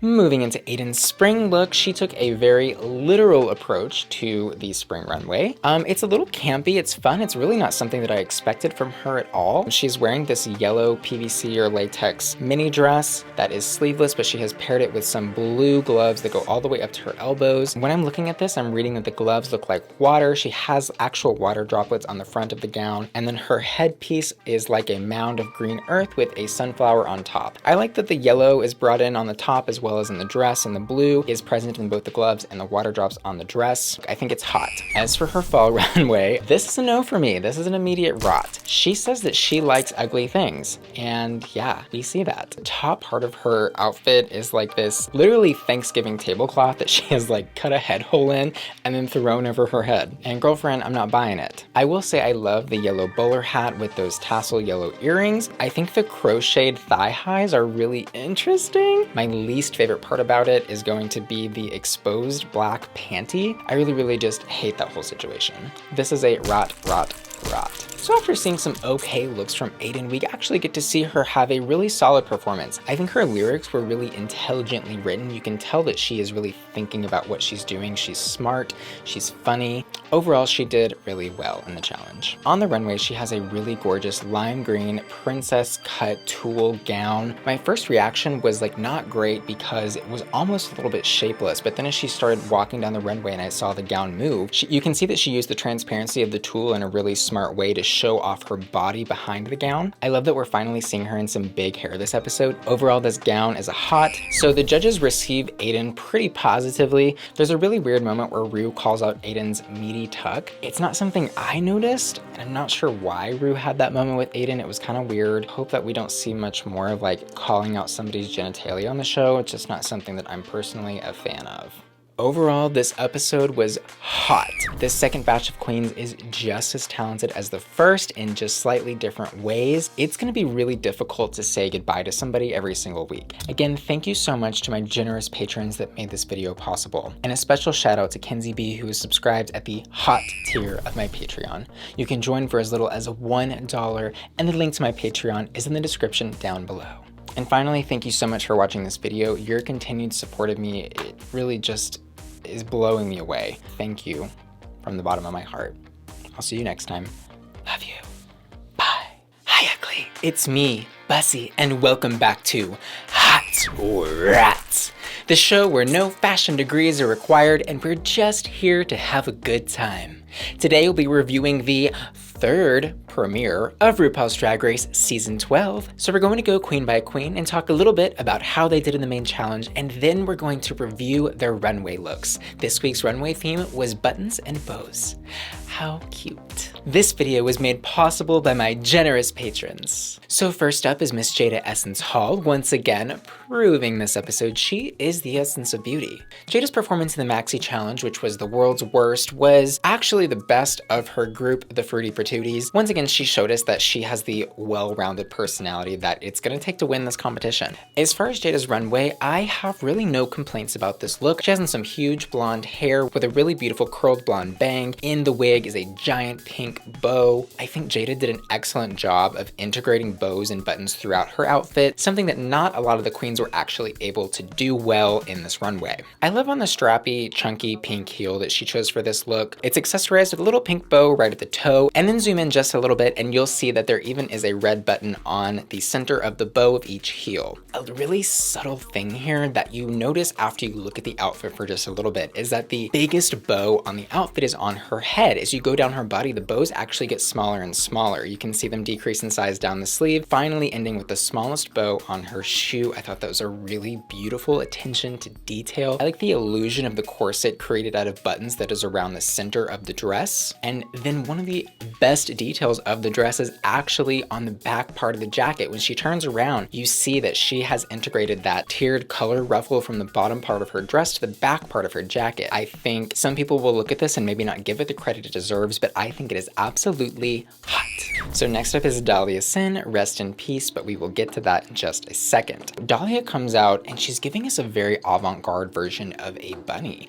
I was surprised to see her in such a risky look. She comes out in a beat that has no brows. It's this huge pink smoky eye. I think the edgy makeup on her is actually really pretty. She's showing us that she can do more than just a pretty little face. My favorite part of this outfit is actually the headpiece. It just looks super like weird and kind of freaky and like a little scary. scary. And I like that edge that she brought to this runway. The headpiece is like emulating some bunny ears, and they're really kind of deranged and crooked. They go off at weird angles, and they're completely adorned with bows and buttons. I think she also did a really amazing job of integrating bows and buttons throughout her entire look. It looks well constructed. I like that she also is showing some like bare sexy leg down at the bottom, because that contrast of beauty again with that darkness in her face and the freakiness of the headpiece is a really fun juxtaposition. This look is very hot. However, this look is not enough to save Dahlia from the bottom two. It's just unfortunate that her broccoli in the Fruity Patootie challenge didn't have enough fiber to get her out to the other end. So Dahlia does end up in the bottom two and lip syncs against Nicky Doll. This might have been one of the saddest lip syncs in Drag Race history. I'm just gonna say it, it sucked. And I hate to be a Debbie Downer about this, but it just seemed that both of them were giving the exact same performance. Both of them, it seemed like, knew about half of the words that they were supposed to know for the lip sync. I think both of them suspected that they weren't going to be in the bottom, which I think is a really terrible mistake to make on Drag Race, because it always shows when you're not prepared for the lip sync. Coming from the house of Aja, my expectations for her lip syncing abilities were just a little bit higher than what she delivered. I do think she is fierce, but she does end up going home. Anyways, moving on to Rock'em Sakura. So I was actually really surprised to see Rock perform in the way she did in the main challenge. She did pretty good, but she came out without her makeup on. I didn't even recognize her in that orange costume. I was a little shook. Anyways, for her runway, she is giving us a full Alice in Wonderland fantasy. She immediately takes a little sip of like that little juice that Alice has that changes her to different sizes. I think this look is also giving us a little bit of dual reference here, because yes, it is very obviously Alice in Wonderland, but she also has hair that is just trailing behind her. This train of hair is adorned with the same blue and white checkered pattern of bows from the top of her head all the way to the end of the train. And she was able to integrate buttons into the centerpieces of the bows around the bottom part of the dress. Overall, I do think this look is super hot. My one complaint for this look is going to be the shoes. I think they're absolutely terrible. They're like tuxedo black and white tap heels. Maybe a shoe that had the same pattern of the dress, or just a solid white or blue pump would have been great here, adorned with a little bow on the tip. I think the tuxedo black and white tap heel was a misstep. Next onto the runway is Jan.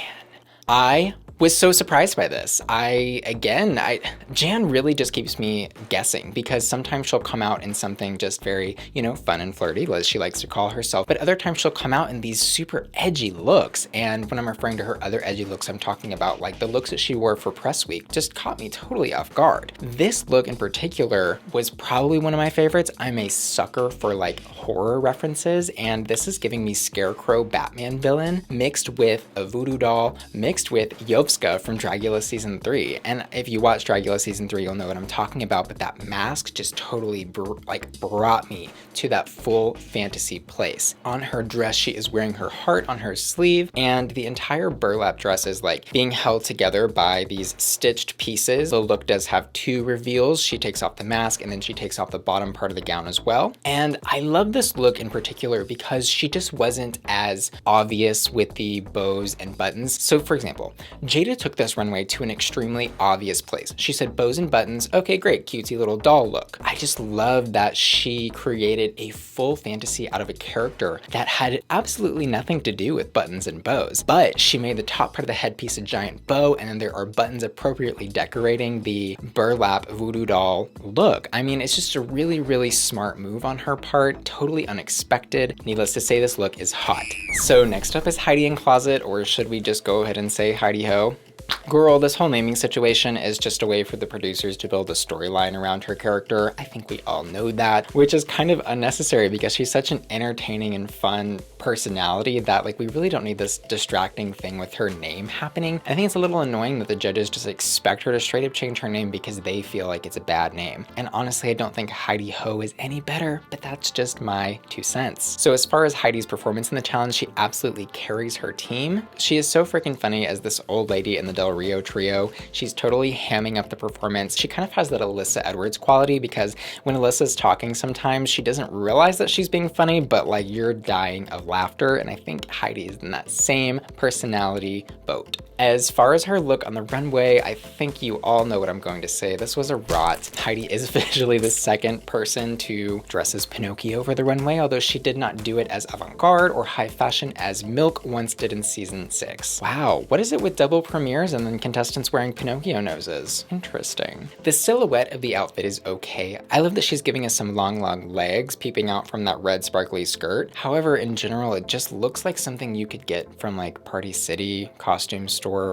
Sorry. It doesn't have that same expensive quality to it that some of the other looks on the runway had tonight. The giant bow right in the center of the chest is really distracting for the silhouette. Something done like asymmetrically might have been a little bit better here. It really just totally blocks off the top and just doesn't look good there. She does actually give us a reveal on the runway. She turns around and unbuttons the back part of her skirt to reveal her giving a little peekaboo moment. I thought that was a really cute way to give some life to the look, although it just wasn't it. So I just want to take one quick second to thank you for watching this video, and if you're enjoying it, if you could tap that like button, that would be amazing, and if you're not already subscribed, subscribing would be awesome. Now let's get back to it. And next up is Miss Gigi Goode looking like $1,000,000. Wow. Let's just go ahead and talk a little bit about her performance in the main challenge. She was literally pretending to be dead for like 90% of it. I do not know how the judges did not read her for this. I'm like sitting there waiting for her to wake up and like crack some jokes, and it wasn't until the end of her little performance that she like finally did something. But for whatever reason, the judges let her slide. Maybe it was because of what she wore on the runway, because that look would be enough to save anybody from almost anything. She is giving us 50 shades of orange. She looks kind of like a 70s travel Barbie that is ready to just journey across the world, maybe for a little quick trip to Paris. I love how the different shades of the buttons provide so much dimension to the outfit. The boots, jacket, 2 suitcases, and glasses that she has on her head are completely buttoned to death. She says there's something like 25,000 buttons that are throughout the outfit, that she had a team of people over like 30 hours constructing this look. Maybe I'm missing it in this look, but I do not see a single bow on the entire look. Where are the bows? And I think a really easy way to add a bow to this look would have been for her to wear an ascot and then have it tied into a little bow at the end or around the neck. You know, it just seems like a really obvious thing that she missed there. Anyways, Gigi, no surprise, she looks hot on the runway. Definitely one of my top hots, but I will let you know who my hottest hot is at the end of this episode, so stay tuned for that. Next up is Miss Jackie Cox. As far as her look on the runway, Strawberry Shortcake, Mary Poppins, Industrial Revolution, whatever the hell this is, it is absolutely atrocious. This is something that could be worn on like an ugliest dress challenge. It is so ugly, good God.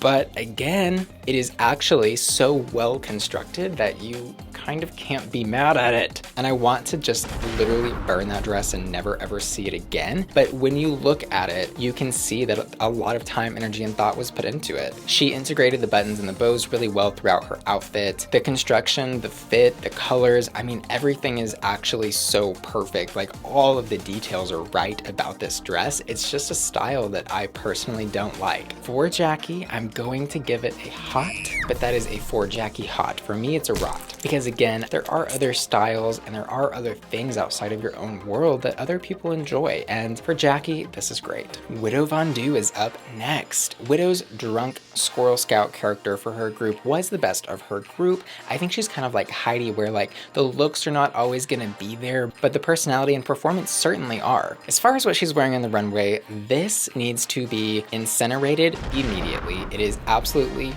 horrid. It is a rot.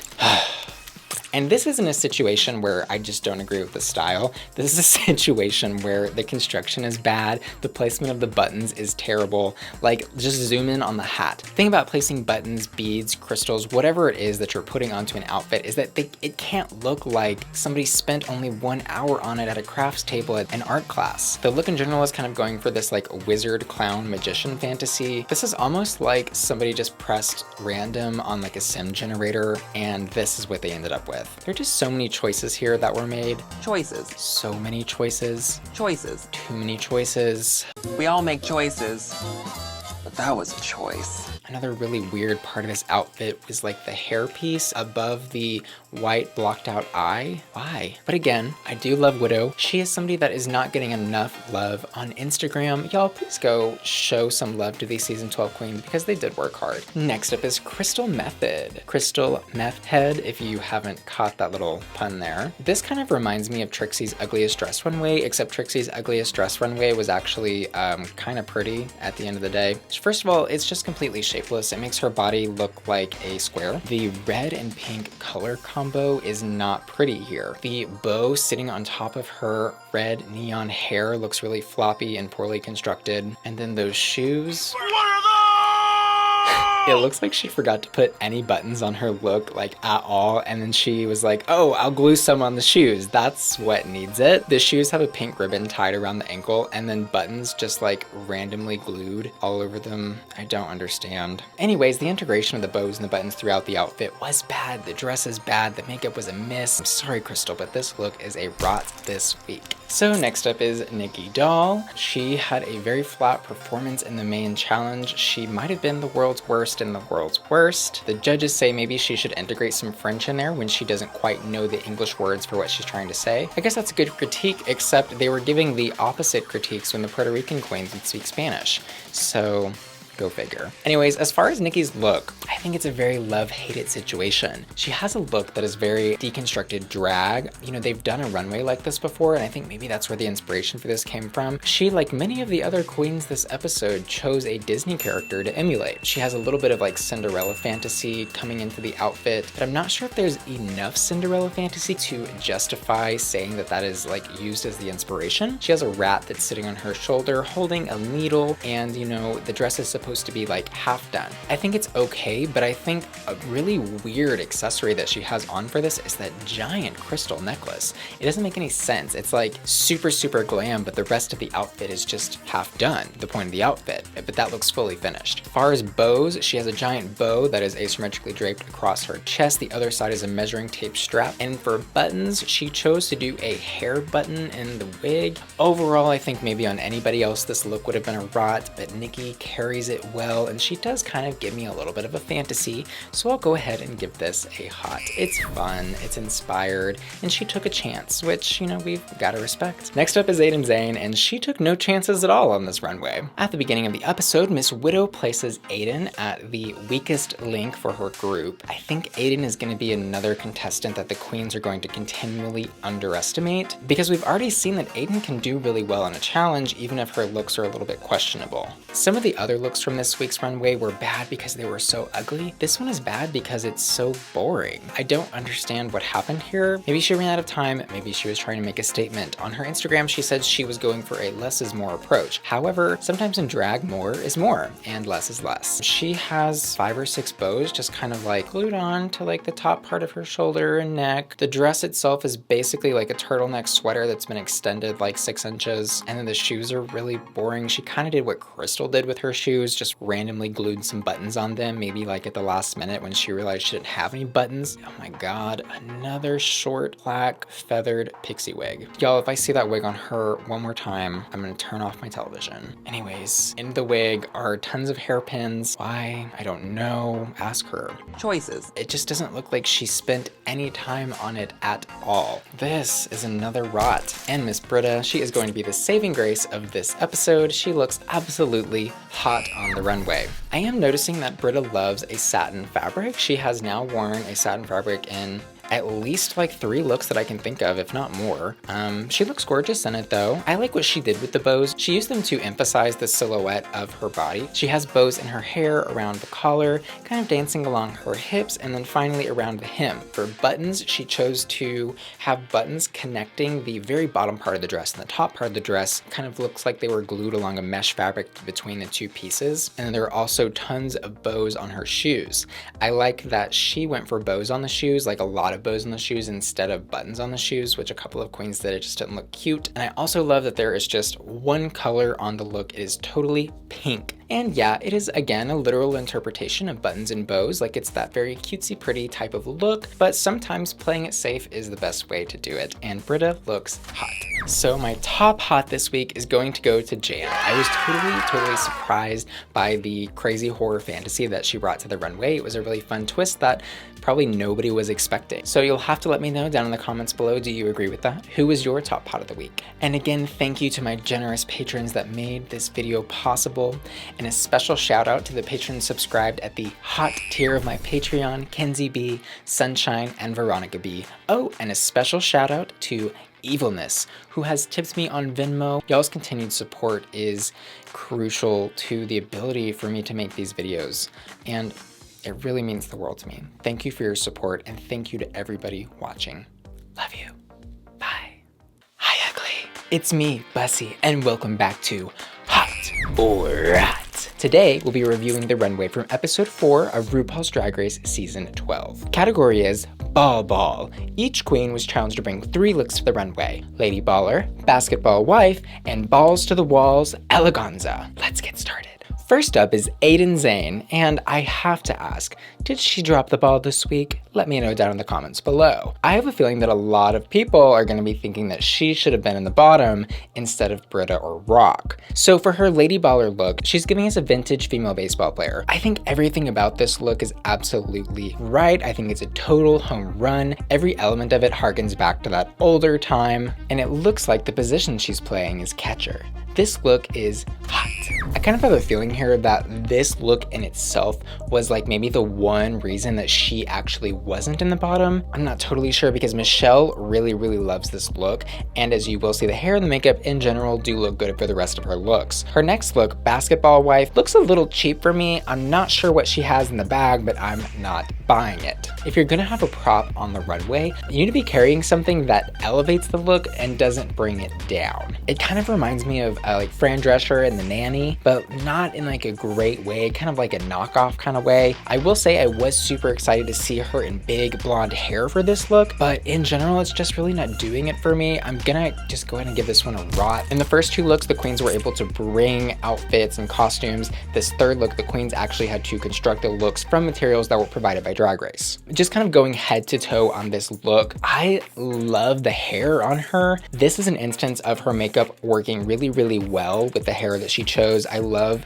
a flat, sharp bang. I think that part of her look, neck up, is very hot. Unfortunately, her balls to the wall look just loses air as we move down her body. All this is just pom-poms glued to a corset, and she is like read to filth by the other queens for it. They're like, girl, aren't you gonna do anything else with that? Girl, why are you taking a nap? And she gives us that same like less is more excuse with her looks. I said this last week, I'll say it again. Sometimes in drag, less actually is less. You know, when you're actually on RuPaul's Drag Race and you're being challenged to construct a look and you're doing the bare minimum, it really does show. It's just not elevated, and I'm gonna call foul on this one. This one is a rot. And next up to bat is Miss Brita. Honey, this first look took me to first, second, and third base. I think it is very hot. Whereas most of the girls came out to the runway dressed as an actual like lady baller, they look like they're on the team playing the sport. Brita came out as the sport. One of her critiques that she receives is that the socks were like too big for the look, which yeah, they are, they're baggy. But overall, you know, this look is pretty good. It's creative and it's fun. She is a baseball girl. For Brita's Basketball Wife look, she thought that she was giving Kim Kardashian at the Met Gala. And girl, I want some of what she's smoking, because that was like the knockoff version from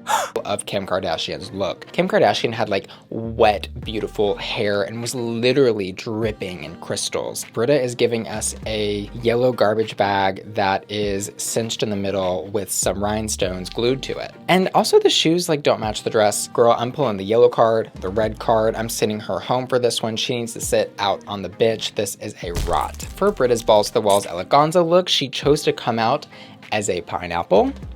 Like, a pineapple is not in the shape of a ball, first of all.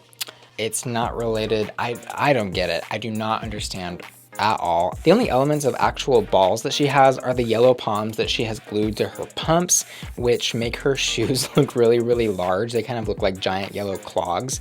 And then she has one of those like stretchy ball things just kind of like plopped on the top of her wig, and it just looks like a weird party hat situation. The whole thing is just like rotted fruit. I totally understand why these looks put her into the bottom. So Brita does lip sync for her life, and she didn't even have to do 50 million splits to keep her place in the competition. She just gave a funny performance that showed that she knew all the words, and she had like the funny moments with like, you know, it smells like sex in here and stuff like that. Like, congratulations, Brita, on staying in the competition. Next up is Crystal Methyd. Her first look, Lady Baller, or should we say Lady Bowler. It's an obvious strike. When she came out, I actually thought that this was Jackie Cox, and I was like, wait, who is this walking on the runway? Because the makeup was a lot softer, and she had one of those like retro Jackie wigs on, and I was like, what's going on here? And then I realized it was Crystal. It's very 80s, it's very cutesy, very grease, and it is so super cute and fun. It's very hot.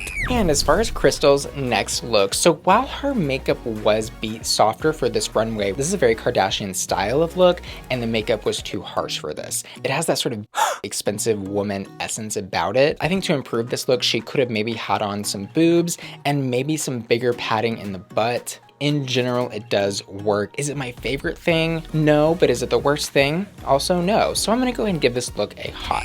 And for Crystal's Balls to the Walls Eleganza, I think this is a ball pit that I would jump into. Oh my God, I love it, love it, love it. This is hot. I love that Crystal is serving us so many fun runways. Like, you can tell that she just has a good gay old time, like getting up in the drags and giving us like crazy club party monster realness. This look immediately made me think of LaShawn Beyond's gumball machine look, but done 10 times better. The primary colors with the touch of pink are really fun, and of course her makeup works well for a look like this. Next up is Miss Gigi Goode, and girl, there is not a hair or thread out of place across these entire 3 looks. Her first look is very 80s. My favorite thing about this look actually is gonna be those shoes. I love a stiletto with a pointed tip. She says that she was directly referencing Heather's, which you can very obviously see here. You know, it's very like rich, privileged white woman, like that is hanging out at her mansion, enjoying her tea, playing croquet. You know, she's bored, she's rich, and she just has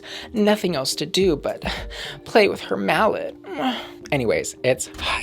For Gigi's basketball wife look, I think it's a little basic, but I think it also works really, really well. My one complaint about it is gonna be that the shoes and the jacket don't have the same snake skin print. They're like sisters, like the snakes are like maybe in the same family, but they're definitely not twins. I really would have loved to have seen her shed this coat and show us that shirt that she's wearing underneath, because the collar and that ruffle look really, really beautiful. Her hair, oh my God, girl, that wig is absolutely laid. The waves in it are so gorgeous. This is a very hot look. And for Gigi's Balls to the Wall look, she says that she has created a look of which nobody else on the runway has made anything even close to. She's definitely not wrong about that. And on the runway, she kind of looks like a bowl of tricks floating in some milk, like right before everything has dissolved. She has a box pleated skirt with some pirate sleeves on, showing us a bit of leg with a beautiful white pump. I really love that she started off with a high concentration of multicolored pom-poms for the hat, and then they sort of got like more and more separate as you go down her body, and then there's nothing on the shoe or the legs. This is a great example of editing your looks, really reining in when you just want to go absolutely crazy. She executed this flawlessly. She is very, very hot. Again, I think she totally deserved this win. And next up is Miss Heidi Ho, or Heidi N Closet, whatever her name is this week. Her Lady Baller look is just not on par with the rest of the looks that the girls brought. I was very disappointed in this, mostly because she's wearing like a man's sweater vest over a baggy skirt. I will say I absolutely love her shoes though. They're like this very sporty looking boot with a very high heel. Her jewelry doesn't really make a lot of sense with this look. The hat is a little plain. I think if you're gonna wear a hat or basic visor, you need to stone the hell out of it. It needs to be just sparkling, sparkling, sparkling all over the place. Just take it to that next level. Like she said, I'm gonna give you something very literal and obvious, but it needs to be here, not here. So this look is going to be a rot for me tonight. And for Miss Heidi's basketball wife look, I think this is very hot. She looks gorgeous. This is some of the best hair and makeup that we have seen her wear for the entire competition. She looks like she belongs sitting right next to the, you know, some famous basketball man on the court. This is the level of elegance and beauty that we need to see her bring into the runway every single time. And next up is Evie Oddly's first time in drag. Heidi N Closet's Balls to the Walls Eleganza look. This one just did not take me there. It looks like she's an alien traveling through space, but I think her spaceship ran out of fuel halfway to her destination. I do in general kind of like the color palette. Like, I think the concept is fun. I just don't think that the execution was there. The pom-poms look kind of random. It almost looks like flamenco inspired pants on the bottom, and then she has a purple shawl on and then an alien astronaut head with one of those stretchy ball things. And then a really strange choice here was that lime green heel. It's like all over the place and definitely not on the court. This is a rot. And next up is Miss Jackie Cox showing the other girls how to do it once again. Her first look is a lacrosse women's uniform. She has on a red jersey with the number 1, of course, and her team name is Beaver, which is so appropriate. I'm loving her silver holographic heeled sneakers, the glittery red socks, and that short blonde hair is just absolutely pretty, and it really ties everything together. This look is absolutely hot. For Jackie's next look, it did take me there. I'm having a little bit of trouble with her makeup though. Like, it maybe looks like she added some more contour to her nose, but instead of making it look smaller, she made it look bigger. I don't know. Something about this look is very Cher, which I think is why I'm liking it. I like that the neck piece is matching the earrings, which is matching the belt. And girl, this look is nothing but net, literally. I think it is hot. And for Jackie Cox's Balls to the Walls Eleganza, she says that she's giving us like a Blade Runner fantasy on the runway, but I do not see that at all. She looks like maybe she's on the same spaceship that Heidi was on, and girl, they both got lost in transit. It's not it. Like, why is she wearing this giant blue plastic cape over this turquoise metallic dress that has what looks like pieces of a soccer ball on the collar and then also draped along a belt down below her waist? And then she has random little disco balls all over herself, like in her hair, on her wrist, on the earrings. I mean, at least she created something kind of cohesive looking. I'll give her credit for that for sure. This is gonna be a rot for me. And next up is Miss Jaida Essence Hall. She does not fail to amaze me every single week. Oh my god. Okay, so her Lady Baller look is an homage to the WNBA, and she absolutely did them justice. I will say that it is very, very difficult to do butch drag or, you know, make a very manly outfit look gorgeous, but she did it effortlessly. She has a customized jersey here with her name, Hall, right across the front. I wonder if the number 31 holds any significance to her. I know my little good Judies watching this video will probably know the tea about that, and I do love your comments, so please keep them coming. She tries to dribble the basketball at the end of the runway, and it's really funny because she barely is able to make it between her legs and into her other hand. Leslie Jones is like, totally calls her out. This is three-pointer, nothing but net, slam dunk, all the basketball puns that you can imagine. Go ahead and apply them to this look because it is hot. Next up is Miss Jaida Essence Hall giving us Basketball Wife Attends a Pageant. This look is very hot. A lot of the other girls kind of went more pedestrian with this look, but Jaida said, no, I'm gonna give you full mother tuckin' glam on this one. I really love the wine colored furry jacket that she's wearing over this so expensive, almost like kind of Versace inspired kind of dress. It has this red lace detailing over a nude illusion fabric, just giving her just absolute beauty up and down. She has on some giant deep red wine colored crystal earrings matching the red crystals on the dress and then the ring on her finger. And finally, for Jaida's Balls to the Walls Eleganza look, I like what she did with the proportions. It's kind of reminding me of a crossover between maybe like Alaska's cotton candy look that she did. It has very similar proportions, and then also it reminds me of the suds from Miss Monet's iconic sponge dress. And this is an example of maybe the concept wasn't so great, but the execution actually was super great. If I was going to complain about something very specific here, it would be the gold head wrap that she chose to accessorize her look with. It doesn't match the silver that she's wearing in the necklace or the shoes. Overall, this look is absolutely hot. And next up is Miss Jan, and her first Lady Baller look is an absolute goal. I really love this. It looks super like high fashion. She's another example of a queen who didn't come out as a player of the sport, but came out as the actual sport, like Miss Brita. So the entire outfit looks like it is constructed out of soccer ball patterned fabric. From the headpiece to the knee pads to the shin guards, the shoulder pieces, everything about this gives us some really cool like a body armor kind of inspired fantasy. Like she looks like she's about to go play war with the Amazons. This look is absolutely hot. And for Jan's basketball wife look, I like that she took us somewhere that nobody else did. She's basically giving us Adidas sweatpants, but like fully sparkly and glittery and pretty. She looks very like natural Womana. Her hair is very Beverly Hills housewife going out for groceries, and she is carrying a bag that of course says Janelle instead of Chanel. I think it is hot. And finally, moving into Jan's balls to the walls eleganza look.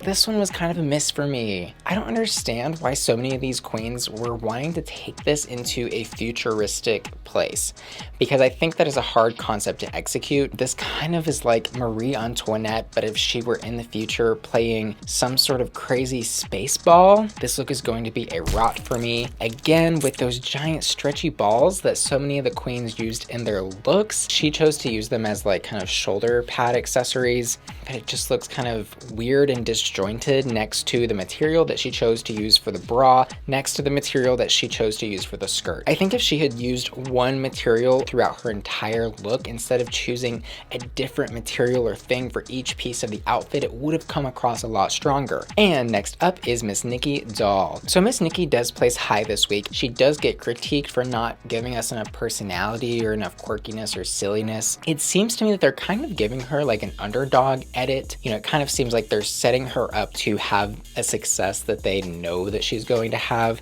For her Lady Baller look, she gave us a football fantasy, and I do think that this one is a touchdown. I really absolutely love all the different textures and materials that she incorporated into this look. I think the football padding armor piece or whatever it is on top is really gorgeous. Those giant gold crystals that are integrated into that, the elbow pads, and then the wrist piece as well are just really pretty. If I was gonna change something, I maybe would change that hair. It just looks like she got a cheap short shake and go wig, threw it on, and then walked onto the runway. But overall, this look is hot. Next up is Miss Nicky Doll's basketball wife look. I think it's good. I think she looks really hot. I'm not so sure it says basketball wife as much as maybe some of the other girls. I think maybe basketball wife if she lived in Paris. I think the purse is fun. It's, I guess, supposed to look like a basketball. So we'll go ahead and give this one a hot. So finally, we have Nicky Doll's constructed balls to the walls eleganza gown. I did not love this look. I kind of think this is a rot. I don't understand. The judges were really raving over this sort of neon jellyfish kind of look. I think the hip pads are really a strange kind of addition here. Like the shape is cool, but I just think it looks like she randomly glued those onto her butt. In general, this really honestly isn't that much more elevated than like Aiden's pom-poms that she glued on the corset. It's just that she chose to use longer strings of pom-poms that went past the corset part of what she's wearing. It just didn't do it for me. She looks pretty though. Her hair and makeup is gorgeous. Next up, we have Rock'em Sakura.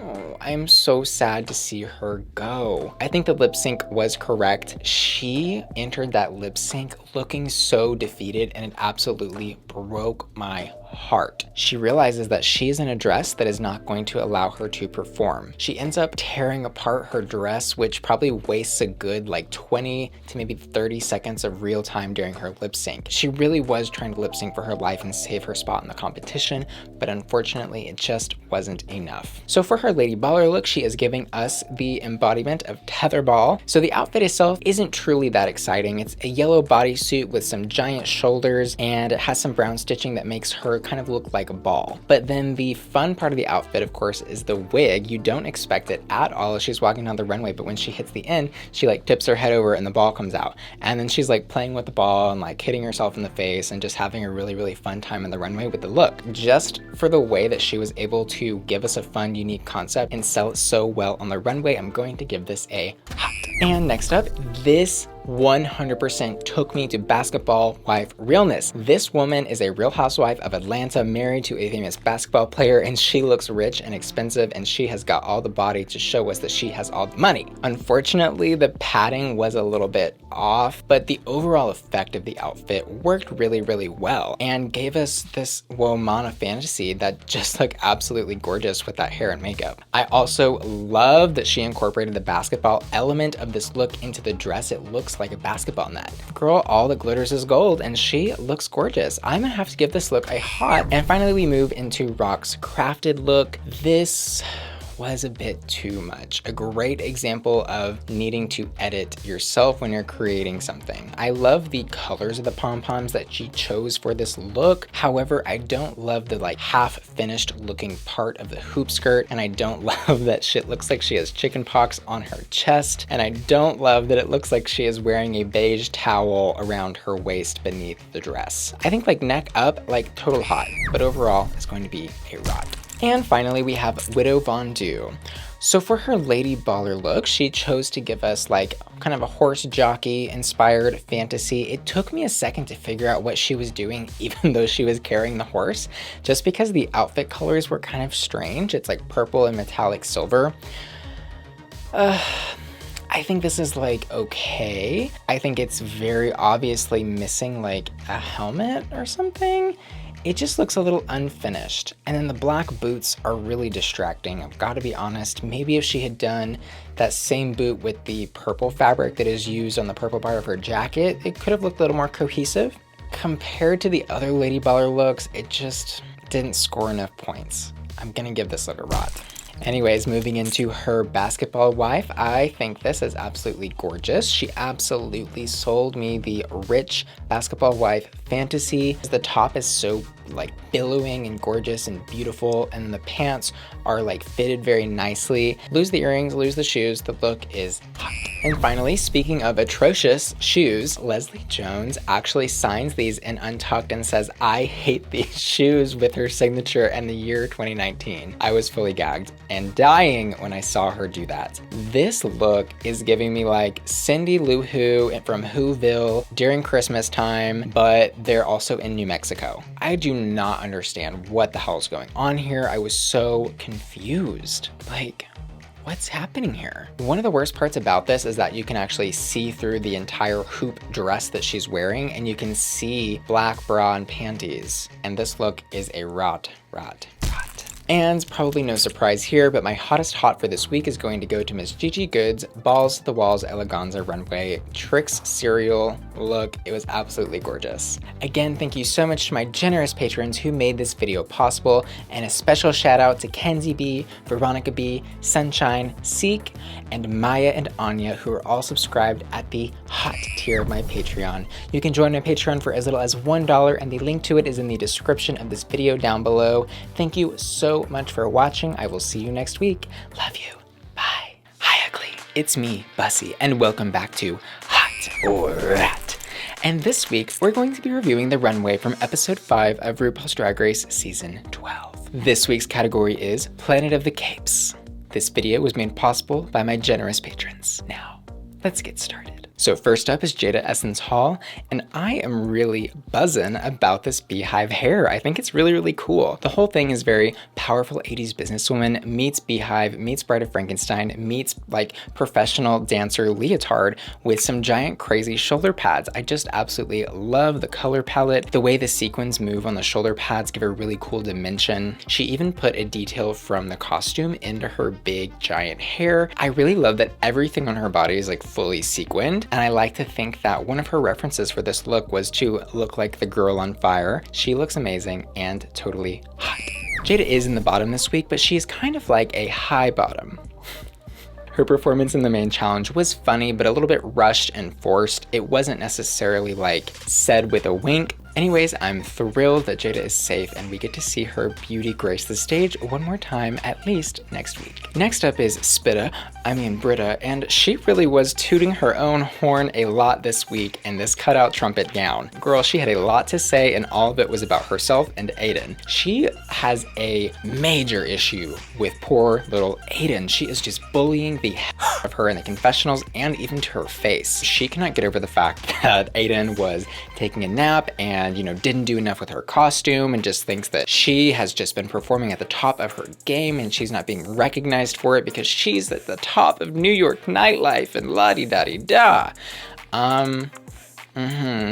I think Brita needs to take a nice refreshing sip of water and just have a seat, or maybe two. I think she's being extra loud to get more screen time, and it is working. Regardless of Brita's behavior, she does look gorgeous on the runway. Michelle reads her and says it looks a little too clubby. I mean, I guess, but only if you're like the performer at the club, which is like the whole point of what she's wearing. I don't know. Michelle's critique didn't make any sense. I love all the different pieces, textures, and fabrics that are used in it. The nude illusion beneath all the lace is very like S&M nightgown. And this look isn't really like taking me to Cape Cod. Like the cape was kind of an afterthought to what she was doing. But it is pretty and gorgeous, and I think it's hot. And next up, straight from the harem, is Miss Jackie Cox, giving us a little bit of Saudi Arabian mysterious Middle Eastern dance princess meets belly dancer meets maybe a little bit of Shiva inspiration with that elephant headdress. It's really, really gorgeous. I love all the gold accessories, the gold snake, the drapings down from the bralette, cuffs that she's wearing, and of course those really gorgeous belts. I love that she really stepped out of her like retro styling zone and brought us somewhere totally different, because I was getting a little bit sick of being stuck in the past with her. The cape is one of those capes that a dancer like this would wear. It kind of expands out. It's like a giant folding fan almost, and she works it well on the runway. It moves beautifully, and I think she looks hot. In the main challenge, Jackie is Meredith Gay. She has a really, really funny performance. She kind of is like the narrator of Grey's Anatomy, and she does an excellent job. Again, showing us that she really can do it all. Next up is Jan, and am I falling head over heels for this skydiver look? No, but it is pretty. You know, not everything has to be super elegant and flashy and amazing, and she shows us that this week. The black mesh fabric paired with the silver panty and silver bra work well for the overall effect of the look she was trying to deliver. She has on some rhinestoned skydiving goggle glasses that are really nice touch. The cape almost kind of felt like an afterthought, but the way she used it on the runway when it fell out of the bag was very smart, because just looking at this look, you wouldn't maybe necessarily think skydiver, but having the cape in the backpack and having it fall out really actually drives that home. I wish she had done a little bit more with the cape, like maybe stoned it or used a different fabric.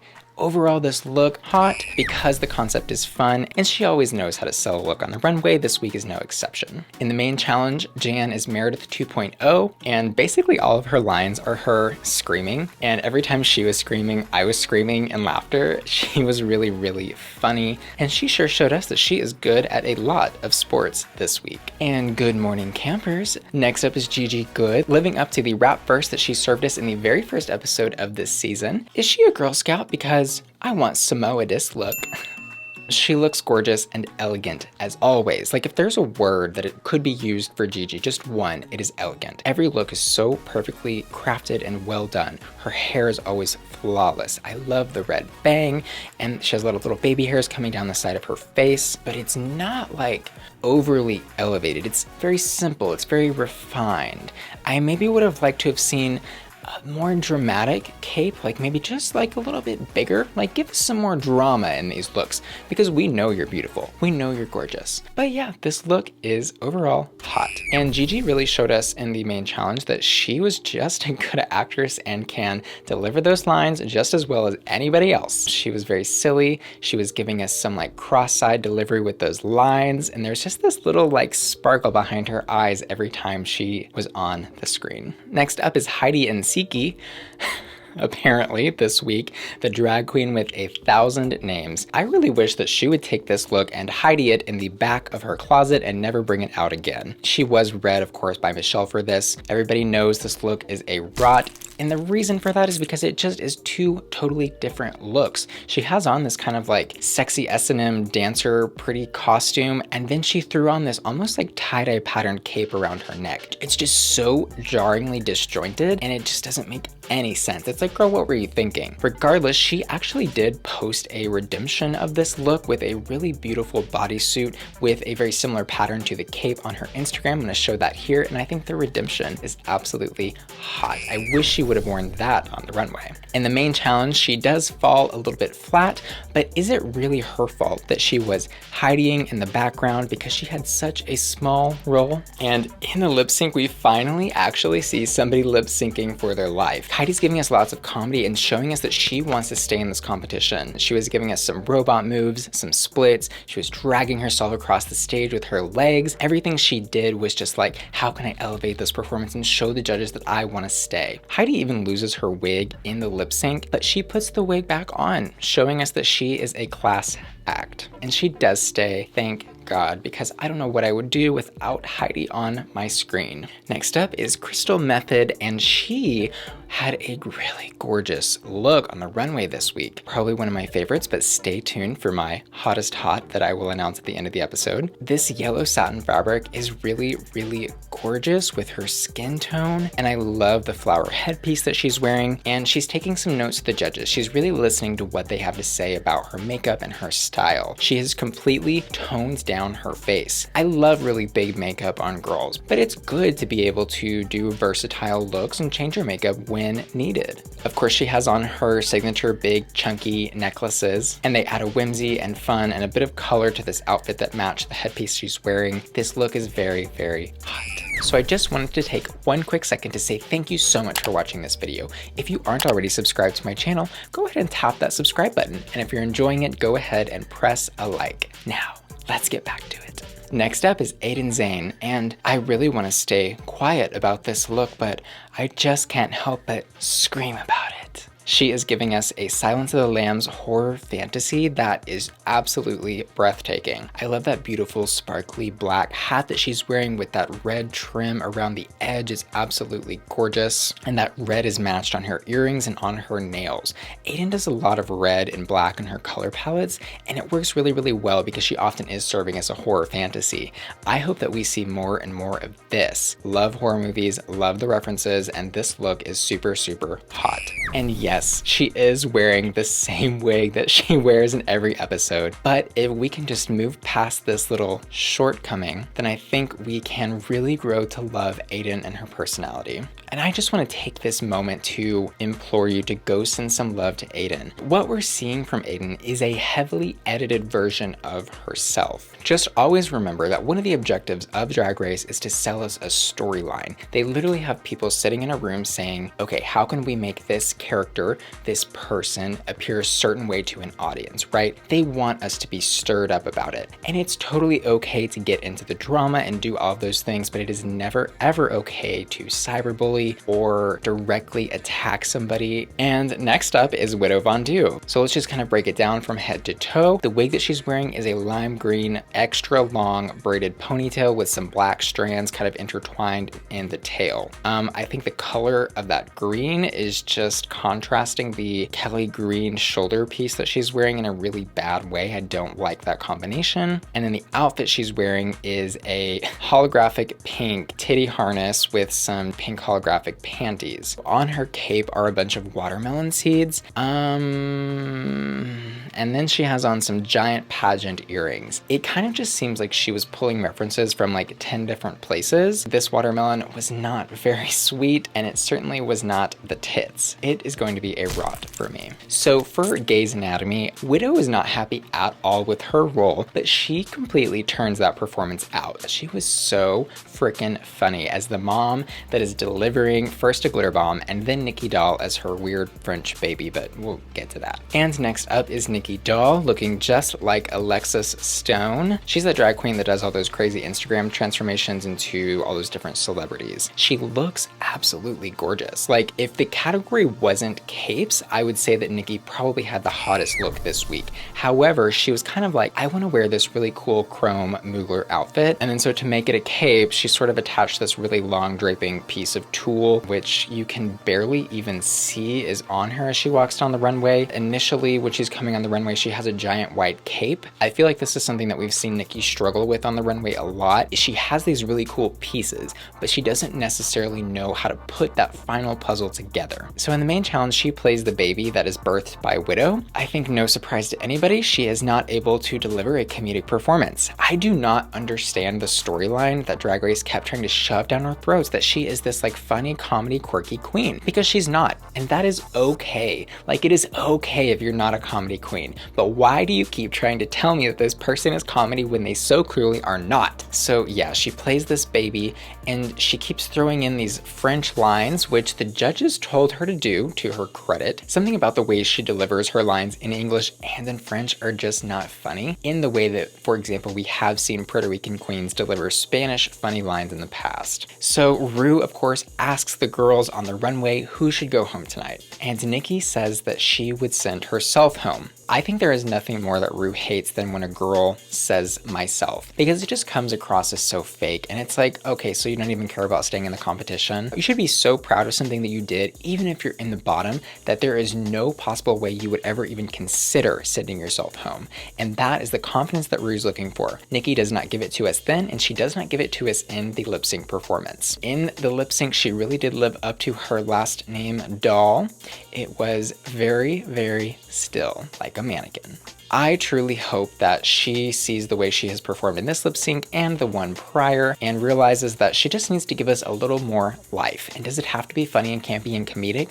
No, but it needs to have more energy. So Nicky does sashay away this week, and we bid adieu to our French queen. So my hottest hot this week is going to go to Miss Aiden Zhane.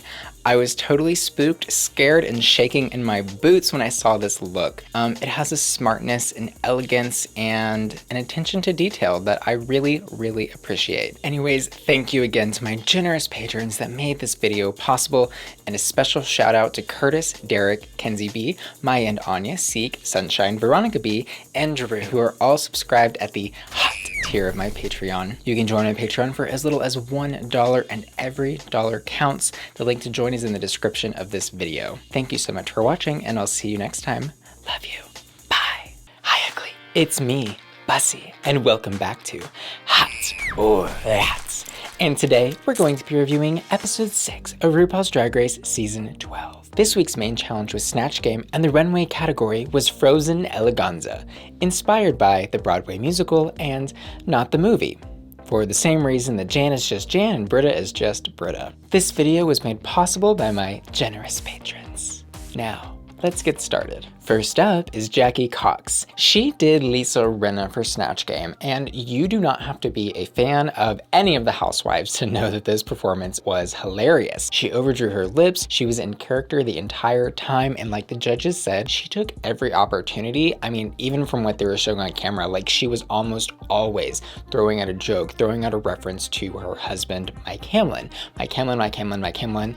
It might have been a little heavy-handed with all that, but overall, it was super, super funny, and I was absolutely dying to buy what she was selling. Jackie's Lisa Rinna was hot. On the main challenge, Jackie came out and she said that she was inspired by Elsa's crown. And I think she looks really, really gorgeous in blonde hair, first of all, so I hope we see her in some more icy locks. They were absolutely gorgeous. As for what she's wearing, this is a bit of a hit and a miss for me. I love the top part of the outfit. It looks like sort of Monet Exchange's outfit from her All Stars promo. I like the reflectiveness of the vinyl material. It has two really sharp, jagged pieces coming up, accentuating like a breastplate, and then it all comes together cinched at the waist with a silver belt. She kind of looks like Elsa if she was like a frozen Wonder Woman. Unfortunately, I think her outfit melted just a little bit below the waist. Kind of just looks like she threw on some silver sparkly fabric, like just literally wrapped it around her waist under this like really gorgeous bodice. It just looks like two separate looks thrown together in one. So I'm gonna go ahead and like definitely hot the top part of her body, but overall this outfit is gonna be a rot for me. Next up is Widow Von Du. She took a chance in the Snatch Game. She was like, I'm gonna do the most, I'm gonna do two different characters. We have seen that successful and we have seen that fail. Overall, I think Widow's performance in the Snatch Game was maybe just a tad undercooked. The Tina was a little aggressive, and then of course the Ike was relying on the eat the cake anime joke. Everyone and their mother has heard that joke used in some way, shape, or form. I just wish she could have brought us something a little more fresh. But overall, she did make me laugh, and I'm gonna go ahead and give her a hot. I think it was very brave to do both Tina and Ike in the Snatch game. Okay, so Widow walks out on the runway, and I'm immediately like, what the hell's going on here? Somebody throw me a lifeline. She's wearing like this 1900s gown that's like actually kind of pretty, and then she has this really ugly, huge, inflatable orange and white life preserver around her body. She has icicles on her face. Her hair looks wet. I'm like trying to put all the pieces together, and then finally she says it in her confessional, and she's like, oh, I'm doing Titanic because, you know, the Titanic hit an iceberg. And I was like, oh, this is actually kind of brilliant. If you look at the actual outfit she's wearing, I kind of love it. It's very era appropriate. It looks like something Rose actually might have been wearing on the Titanic. It was well constructed. The fabrics were pretty. The mixing of the color tones of the brown front and the really pretty gold fabric in the back, all gorgeous, all hot. However, she completely blocked off her entire look with that prop. Hello, why didn't you use a piece of driftwood? Like that, I would have immediately been like, oh, she's Rose from the Titanic. She's clinging to driftwood for her very life. But instead, she chose this oversized inflatable pool toy. This prop totally shipwrecked her look and just did not hit the iceberg on the head for me. It's going to be a rot. And next up is Miss Brita. For her Snatch game, she chose to do Jennifer Holliday. The only thing funny about her performance in the Snatch game was how wide she could open her mouth. It was kind of funny at first, giving us that like, like huge comical performance. But then there were no jokes to back up the physical comedy that she was delivering us. And I was just confused as to what she was doing. This was a rot for me. She totally redeemed her performance in the episode on that runway because goddamn, that dress, that was opulence. She owns everything. There was not a single flaw in this gown. You don't know if the gown is blue, pink, orange, white, or what. It's so sparkling and iridescent and gorgeous. It's made up of all these like diamond-shaped shards all over the top of her body. Her hair is in this uptight blue knot that is so beautiful. Her makeup is flawless. The bottom part of the gown is sparkling gorgeous as well. Wow. I might need some ice after that one because that one got me hot and bothered. Maybe they were using this as an opportunity to send somebody home because they know that Brita is such a sickening lip syncer. And of course, she does turn it out in the most extravagant lip sync we have ever seen on Drag Race. They brought out all the bells and whistles for this one, mama. It started snowing in the middle of the lip sync, which was so freaking ridiculous because Aiden looks about half asleep and Brita is just giving us this beautiful pageant ball gown performance with that mouth. And I think her mouth is part of the reason of why she's such a great lip syncer. Like her mouth just opens so big and she emotes so well that it looks like she's singing the damn song. And she, Shantae, stays. Next up is Simply Jan, and this week there was nothing simple about her. Her Snatch game was Bernadette Peters, which I thought she did an excellent job of. She had this little baby voice that she was doing, and the bits that they showed of her were actually quite funny. But really, Snatch Game is such an interesting main challenge because they can spin that narrative like 100 different ways. They ask the same question to every contestant, and then they just sort of pick and choose the best and worst responses to build a narrative. She maybe even could have been edited to be in the top, but they chose to sort of place her as safe this week. But her Bernadette Peters was absolutely hot. And I think we can all sense the tension from Jan because she is really itching for a win. As for her runway, she said she was giving us a Elsa turned White Walker from Game of Thrones. And I haven't seen Game of Thrones, so I don't know what that means, but I did love the look. She's like half frozen zombie, half beautiful princess. And I don't know if you clocked it, but before she does the reveal, the wig she's wearing on top is actually that frozen Elsa braid from the Tool runway. When she does her reveal, we see that she has on half her normal beautiful makeup and half this blue icy demon with a crazy contact color in, but it unfortunately just looked like melted to me instead of frozen. Blue and white slime slime that she used to construct her outfit makes it look like you just dipped her in a giant vat of blue toxic ooze and then like pulled her out, and then you came out with this like half blue demon, half princess. So that was a little confusing, a bit of a miss, although I think the concept and the look overall are a hot. So I do want to take one quick second to say thank you for watching this video, and if you aren't already subscribed to my channel, you can tap that subscribe button for exactly $0 and help me out a lot. And if you're enjoying the video, go ahead and press a like. Now, let's get back to it. And next up is Crystal Methyd. I was so excited when Rue came into the workroom and was like, who are you gonna do? And she said Poppy. And then Rue started trying to talk her out of it, and I was like, no! And then I saw her do Poppy in Snatch Game, and I was like, no! Unfortunately, her Poppy went pop and did not give me the death metal fantasy that I was looking for. Of course, being a YouTuber and then also being a huge fan of Poppy, I had really high expectations. It almost seemed like she was too focused on being weird. So if you're gonna do a character that isn't inherently funny, you have to know how to make them funny. As for her runway, Crystal's hair and makeup were gorgeous. Like the opposite of what Nicky said to Heidi, I loved this hair and makeup. I'm gonna give her a hot from the neck up immediately. Let's get into the outfit. So Crystal says that she's inspired by Mr. Freeze from the Batman series in this. When she walked out on the runway, I initially hated it. I thought that giant coat and the really baggy pants completely swallowed her entire body. Thankfully, the coat was actually a reveal to a really gorgeous blouse, and we got to see that the pants were like tight and cinched up at the waist. So with the coat on, I would say it was a rot, but with the coat off, it was a glamorous, beautiful, gorgeous hot.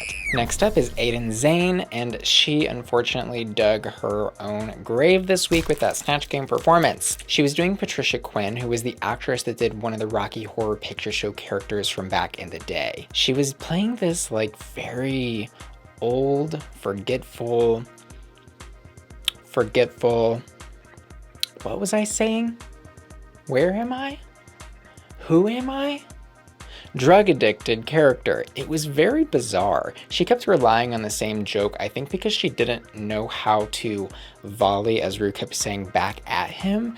Like every time Rue would say something, she would pretty much just say, well, I don't know where I'm at, or I don't know who I am, or I don't know how I got here. And like, that's funny once. Like the first time she said it, I was like, oh, this is gonna be a good performance. It's gonna be funny and quirky and weird. But then she just kept doing the same thing over and over and over again. Anyways, let's move into her runway. I enjoyed the camp factor of her little like Yeti abominable snowman. She said she was inspired by the old claymation cartoons, and I got that immediately when she hit the runway. However, I think the only part of the outfit that was actually inspired by the old claymation cartoons was the headpiece and the necklace, because if you take those two parts of the outfit off, you really just have like a pretty silver gown. And it's like, girl, this is drag. You need to make it completely silly. Change your hair and makeup a little more than blue eyeshadow and blue lips. Put some hair on your face. Put some horns in your hair. Overall, like, I'm not that mad at it. It wasn't the best and it wasn't the worst. I think this is just kind of like a medium hot. Nothing warm enough to melt any ice around here, but it will do. So Aiden does end up lip syncing for her life, or I guess should we say dozing off for her life. The performance was very underwhelming. I think she let the competition get the best of her and just really let everybody get inside of her head, and then eventually let her inner saboteur take over. She looked a little defeated in the lip sync, and if only she had like really given us some life, I think she could have sent Brita home, because the judges were pretty enamored with her, especially Michelle. And the moment you've all been waiting for, next up is Gigi Goode. Can we just have like a moment of silence for the talent and amazingness that is this woman? Wow. Okay, moment of silence over, because I have to rave about it. For Snatch Game, Gigi did Maria the Robot, which was excellently done. It was the perfect amount of like physical comedy from this robot character that isn't quite human, but is really trying her hardest to be human, mixed with this like really zippy, smart personality and jokes off the fucking wall. And it was just so funny to see her call Rupaul a bitch and say the F word and drop those cuss words as she's like fumbling to pick up her cards because her hands don't work that well. There was nothing artificial about her performance, and it was completely and totally hot.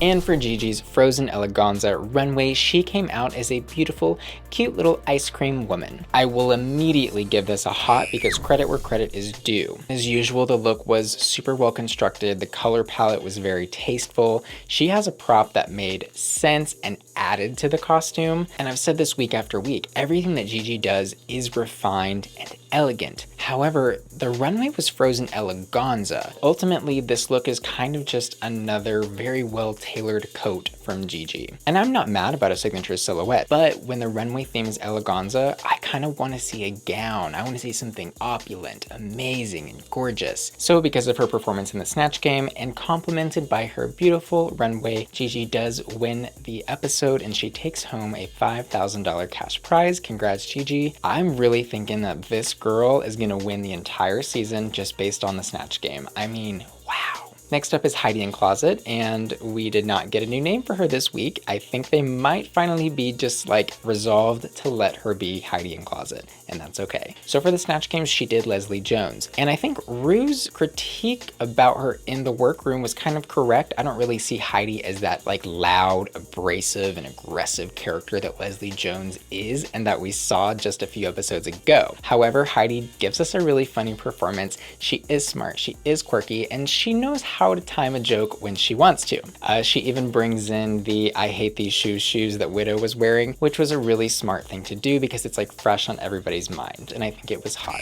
And for her Frozen Eleganza, I do think she does look elegant, if a bit simple. It sort of is like this Russian icy snow princess kind of look, and she has a giant muff that she has her hands stuffed into as she walks down the runway. Kind of my same critique to Gigi. I would love to have seen this like zhuzhed up just a bit, like more than just the crystal on the headpiece, the muff, and then the brooch. Like I maybe want to see crystals on the entire hem of the cape of the dress that you're wearing. You know, really take it to that next place. But this look is beautiful. So congrats to Heidi on a great Snatch Game performance and a so cold it's hot runway. And next up is Jaida Essence Hall. So for the Snatch Game, Jaida was Cardi B. What we saw of her Cardi B was funny. She was doing the tongue thing and the talking like Cardi and, you know, talking about her ass and stuff like that. And Cardi B is such an insane personality that it's easy to grab a hold of a couple of the like physical things that she does and those tone inflections. We'll say her performance was hot. Girl, we know Miss Jaida can give us elegance and elegance and opulence and beauty. She was one of the few queens I thought this week that truly delivered on the promise of eleganza. She came out as this like snowy, beautiful, gorgeous, opulent ice princess. The cut of what she's wearing is very like Xena the warrior princess, but if she lived in Antarctica. I love the headpiece that she's wearing. It is this really sharp, icy crown that is completely rhinestones to death with some even bigger jewels at like the tips of the crown points. Behind the crown are these like icicle sort of things that are really spiky and sharp looking that enhance the look. She's dripping in crystals from the top of her head, over her chest, between her titties, over her shoulders. I mean, she really went all the way with the Frozen Crystal Eleganza. It was absolutely gorgeous, and it was so cold that it left me with freezer burn. It's hot. And as far as the runway looks, I am so excited to announce that I am getting you guys involved in picking the hottest looks every single week for the runway. I have launched a new weekly poll where immediately after the episode on my Patreon, I ask my patrons who had the hottest look. The patrons have voted, and this week they've decided that the hottest look goes to Jan. So thank you so much to my patrons for voting on the hottest hot this week, and a special shout out to Curtis, Derek, Kinsey B, Seek, Sunshine, Veronica B, and Drew, who are all subscribed at the hot tier of my Patreon. If you're interested in getting in on the action, you can join my Patreon for as little as $1, and the link to do so is in the description of this video down below. Thank you so much for watching, and I will see you guys next week. Love you. Bye. Hi, ugly. It's me, Bussy, and welcome back to Hot or Rat. And today, we'll be reviewing episode 7 of RuPaul's Drag Race Season 12. This week's maxi challenge was Madonna, the unauthorized musical, and the runway theme was Night of 1,000 Michelle Visages. And as always, thank you to my generous patrons for making Bussy Queen possible. Now, let's get started. First up is Brita, and in the main challenge, she was given the bullet bra Madonna era. She actually wasn't that bad in the main challenge, and I just want to take a second to say, wow, that was probably the best Rusical that they have ever done. Everyone's lines were so good, the choreography was amazing. There's really just not a lot bad to say about it. I think the judges really were having to fine comb through the competitors and just like look for those mistakes. Brita's choreography was a little bit rough. She messes up a couple times, but overall pulls up the performance pretty well. Her runway, I was totally gooped and gagged. She was doing show host Michelle Visage. The dress that Brita has on is like identical to the one that Michelle was wearing. I don't know who she got to make that, but color is like exact. The cutouts are in the same place. I mean, to a T, that dress was the same dress Michelle had. I'm convinced that she stole it out of Michelle's closet and then just had it altered to fit her. She gets read to filth, however, for the earrings that she chose to put with the dress. They weren't the exact earrings that Michelle wore. And it's like, are they really gonna read her that harshly because Michelle had a drop earring on and not a button earring? Like, it just seemed a little misplaced. I kind of got the feeling that maybe they didn't really want Brita to progress any further. They've been putting her in the bottom, and this episode, they just went in about that earring. I was like, I don't think that's that big of a deal, considering like some of the small details really weren't there for some of the other girls either. Needless to say, I do think this look is hot. I think Brita looks great in this really beautiful homage to Michelle Visage. So Brita does get placed in the bottom two because of her performance in the maxi challenge and because she chose the wrong earring. She lip syncs the mother tucking house down. I was holding my breath that entire lip sync. It's her versus Heidi, and oh my god, both of them were fighting to stay in the competition. You know, when it's your third time in the bottom, if the other person doesn't like totally just tuck it up, then you're probably gonna go home. Brita has filtered herself right out of the competition and she sachets away. Of course, singing her catchphrase, "You Brita work," on her way out. Next up is Crystal, and can we get a yes god for Crystal this week? I loved her, oh my god. Her performance in the maxi challenge as Madonna was so quirky and fun. The entire thing was just camp, camp, camp. Her like vulnerability and relatability and just silliness totally shone through her performance. As for what she wore in the runway, I was having flashbacks to her devil look, which is what originally got me addicted to Crystal. And this like was that devil look, but done like to the nth degree of fabulosity. It was so beautiful. She was emulating a classic red look from Michelle Visage. I love the fitted satin red pants, the red boots, the feather all along the trim of the collar and the hem of the top that she's wearing. That red hair is styled beautifully, and I think it all just goes so great with her makeup. However, that is also my critique for this look. I think she could have taken this illusion a step further and definitely done a more Michelle type face instead of a Crystal type face. However, she looks absolutely red hot. And see, one of the things I do want to point out here is they read Brita for filth for choosing the wrong style of earring.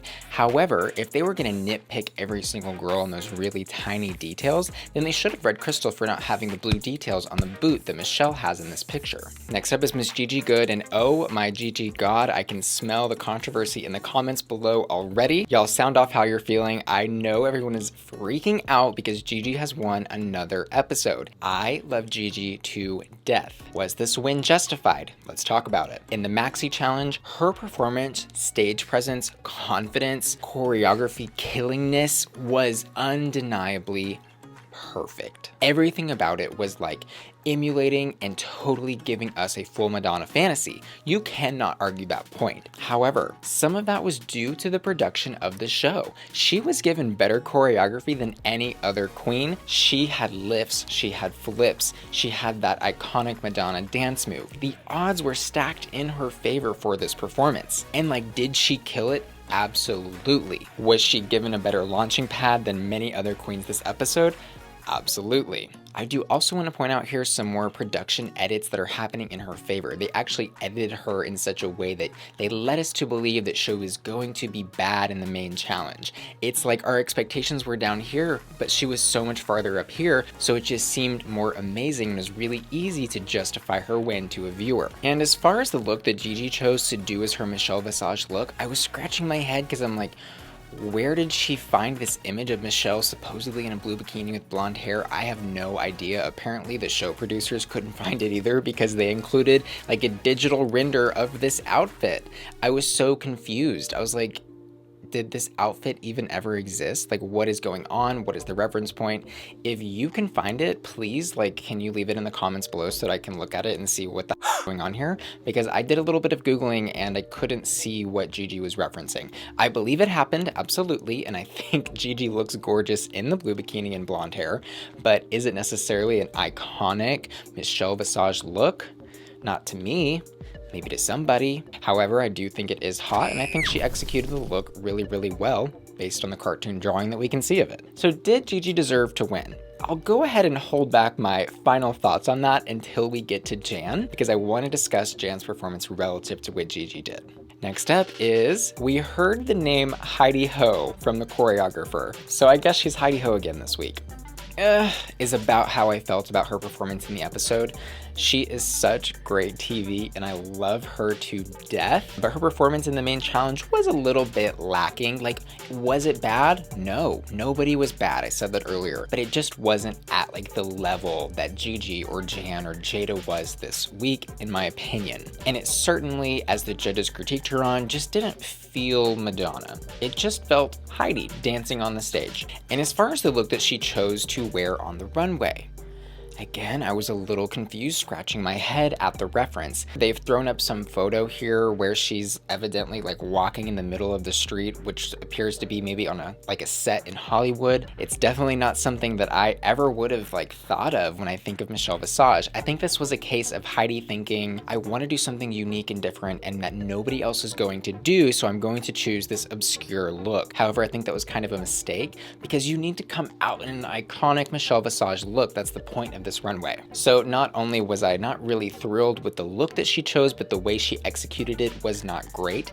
Before we get into that, I do have to absolutely commend her on her makeup. It is improved. Heidi, if you're watching this, I think you look absolutely gorgeous this week, but the execution of the outfit was lacking. The biggest issue I have with the look is actually the hair. You can see that she chose to wear her boy hair and then did a giant like globe shaped loaf on top. She was trying to emulate this bun that Michelle was wearing. It just didn't really translate. I think it's always almost a bad idea when a queen wears their boy hair and then just throws a loaf on top, because when they turn around you can see the like square barbershop cut of the boy hair. It's just those small details that when you're close you can really see, because from a distance on the runway I was like, oh, this is actually pretty, like it looks really good, but then when they zoomed in later I was like, oh, this is kind of a mistake. The dress and the cape are similar enough, so Heidi, you get an absolute hot for the way that you are actually looking on the runway. I think she looks gorgeous and hot, but as far as the execution of the Michelle Visage, I think it's a rot. And next up was Jackie Cox, and I don't know if it was this quarantine, but Jackie was looking extra fine in the episode this week out of drag. My loins were burning up. As far as what she did in the main challenge, she had the Like a Virgin era Madonna. She was wearing the iconic wedding dress and had the look, I think, for the most part down. She just was not giving us a confident performance on the stage. It was really weird. It was so shy and reserved, and I was like, girl, what are you doing? Like, and she was critiqued for that. So she does end up in the bottom 3. However, I think it was her runway that saved her from lip syncing. And it's very rare that we actually see a queen get saved from lip syncing because of their runway. That was Michelle Visage to a T. She was a little Joyzy. She was definitely gonna cut you. She definitely had something to say. That was so great. And Michelle even comments like that Jackie got every single detail, the ring, the color of the corset, the hairstyling is perfect. The oversized costume jewelry is all there. Like, it really was so much fun to see Michelle Visage on the judging panel and on the runway. I don't know how she did it, but she did it. Needless to say, I can't wait to see Jackie on the next season of Jersey Shore. This look was absolutely hot. Next up is Miss Jaida, and they are leading us to believe in the beginning of the episode that Jaida is not going to do very well this week. However, she really turned it out. I thought she was going to be top 3 for sure. She was definitely able to deliver that sexy S&M like performance from that Madonna era. It was really, really good and fun to watch. And as far as the Michelle look that Jaida chose to emulate, I think she absolutely killed it. When I think of Michelle, this is the Michelle I think of. Big black hair, crazy necklaces, crazy crazy accessories on her jackets or gowns or whatever, and some big old tits. However, some of the small details, again, were not necessarily exactly what Michelle had on. And I'm pointing this out not as a critique, but as a critique on the show for reading Brita so hard for not having the matching earring. Plenty of girls do not have matching earrings. Let's check out Jaida's earring here, which is just one of her giant costume jewelry pageant earrings, and then the earring that Michelle had on. Not at all the same, not even trying to be the same. The necklace wasn't the same size. I could go on and on here, but the point is that she got the look across just as well as Brita did. Anyways, Jaida looks sexy as hell, and oh my god, this look is hot. Next up is Widow, and for the Maxi Challenge, she was the more modern Madonna. It wasn't my favorite performance, and it wasn't my least favorite performance. I think having her safe in this challenge was absolutely the right choice to make with her, because I really don't remember anything too crazy about it, even though she was kind of setting herself up to succeed by saying she was a dancing queen, yada yada yada. As far as what Widow is wearing on the runway, I have some mixed feelings. I think the illusion of the Michelle she chose to do from the Rupaul talk show is very accurate. I think it absolutely emulates it, and when you look at it, you're like, yeah, that's the look. However, Michelle, I can guarantee you that she would never be caught dead in 2-inch strappy little dance heels. Widow has got to change her shoes because I'm getting really, really tired of those little 2-inch heels on the runway. Anyways, regardless of my feelings about the shoes, I'm gonna say this look is like a warm hot. It's definitely not a rot because she captured the essence of the look, which I think is the most important part of a runway like this. And finally, the moment you have all been waiting for, and the episode that Jan was waiting for. My heart totally just cracked in half when Rupaul told Jan that she was safe. Watching Jan's face drop from this like big radiant smile to just totally dead in the eyes. Like, if you want to watch somebody's soul get completely crushed right before your very eyes, go rewatch that moment, because that, wow, that was a moment. That's gonna go down in history, mark my words. So let's talk about why that happened. Her performance in the Maxi Challenge was perfect. There was nothing wrong with it. The judges didn't even have any critiques. They loved it. She had the classic 80s Madonna era Madonna. Not only could she actually sing, which, you know, shouldn't be expected of a drag queen, first of all, but she can, and that's a bonus, right? She killed it as far as that's concerned. But then she also absolutely killed the choreo. However, her choreo wasn't designed to be as exciting or as entertaining as Gigi's. It just wasn't. It was great, but like, you cannot compete with somebody that's getting lifted into the air by their backup dancers. You just can't. And that's not Jan's fault, and it's not Gigi's fault, right? That's the production of the show.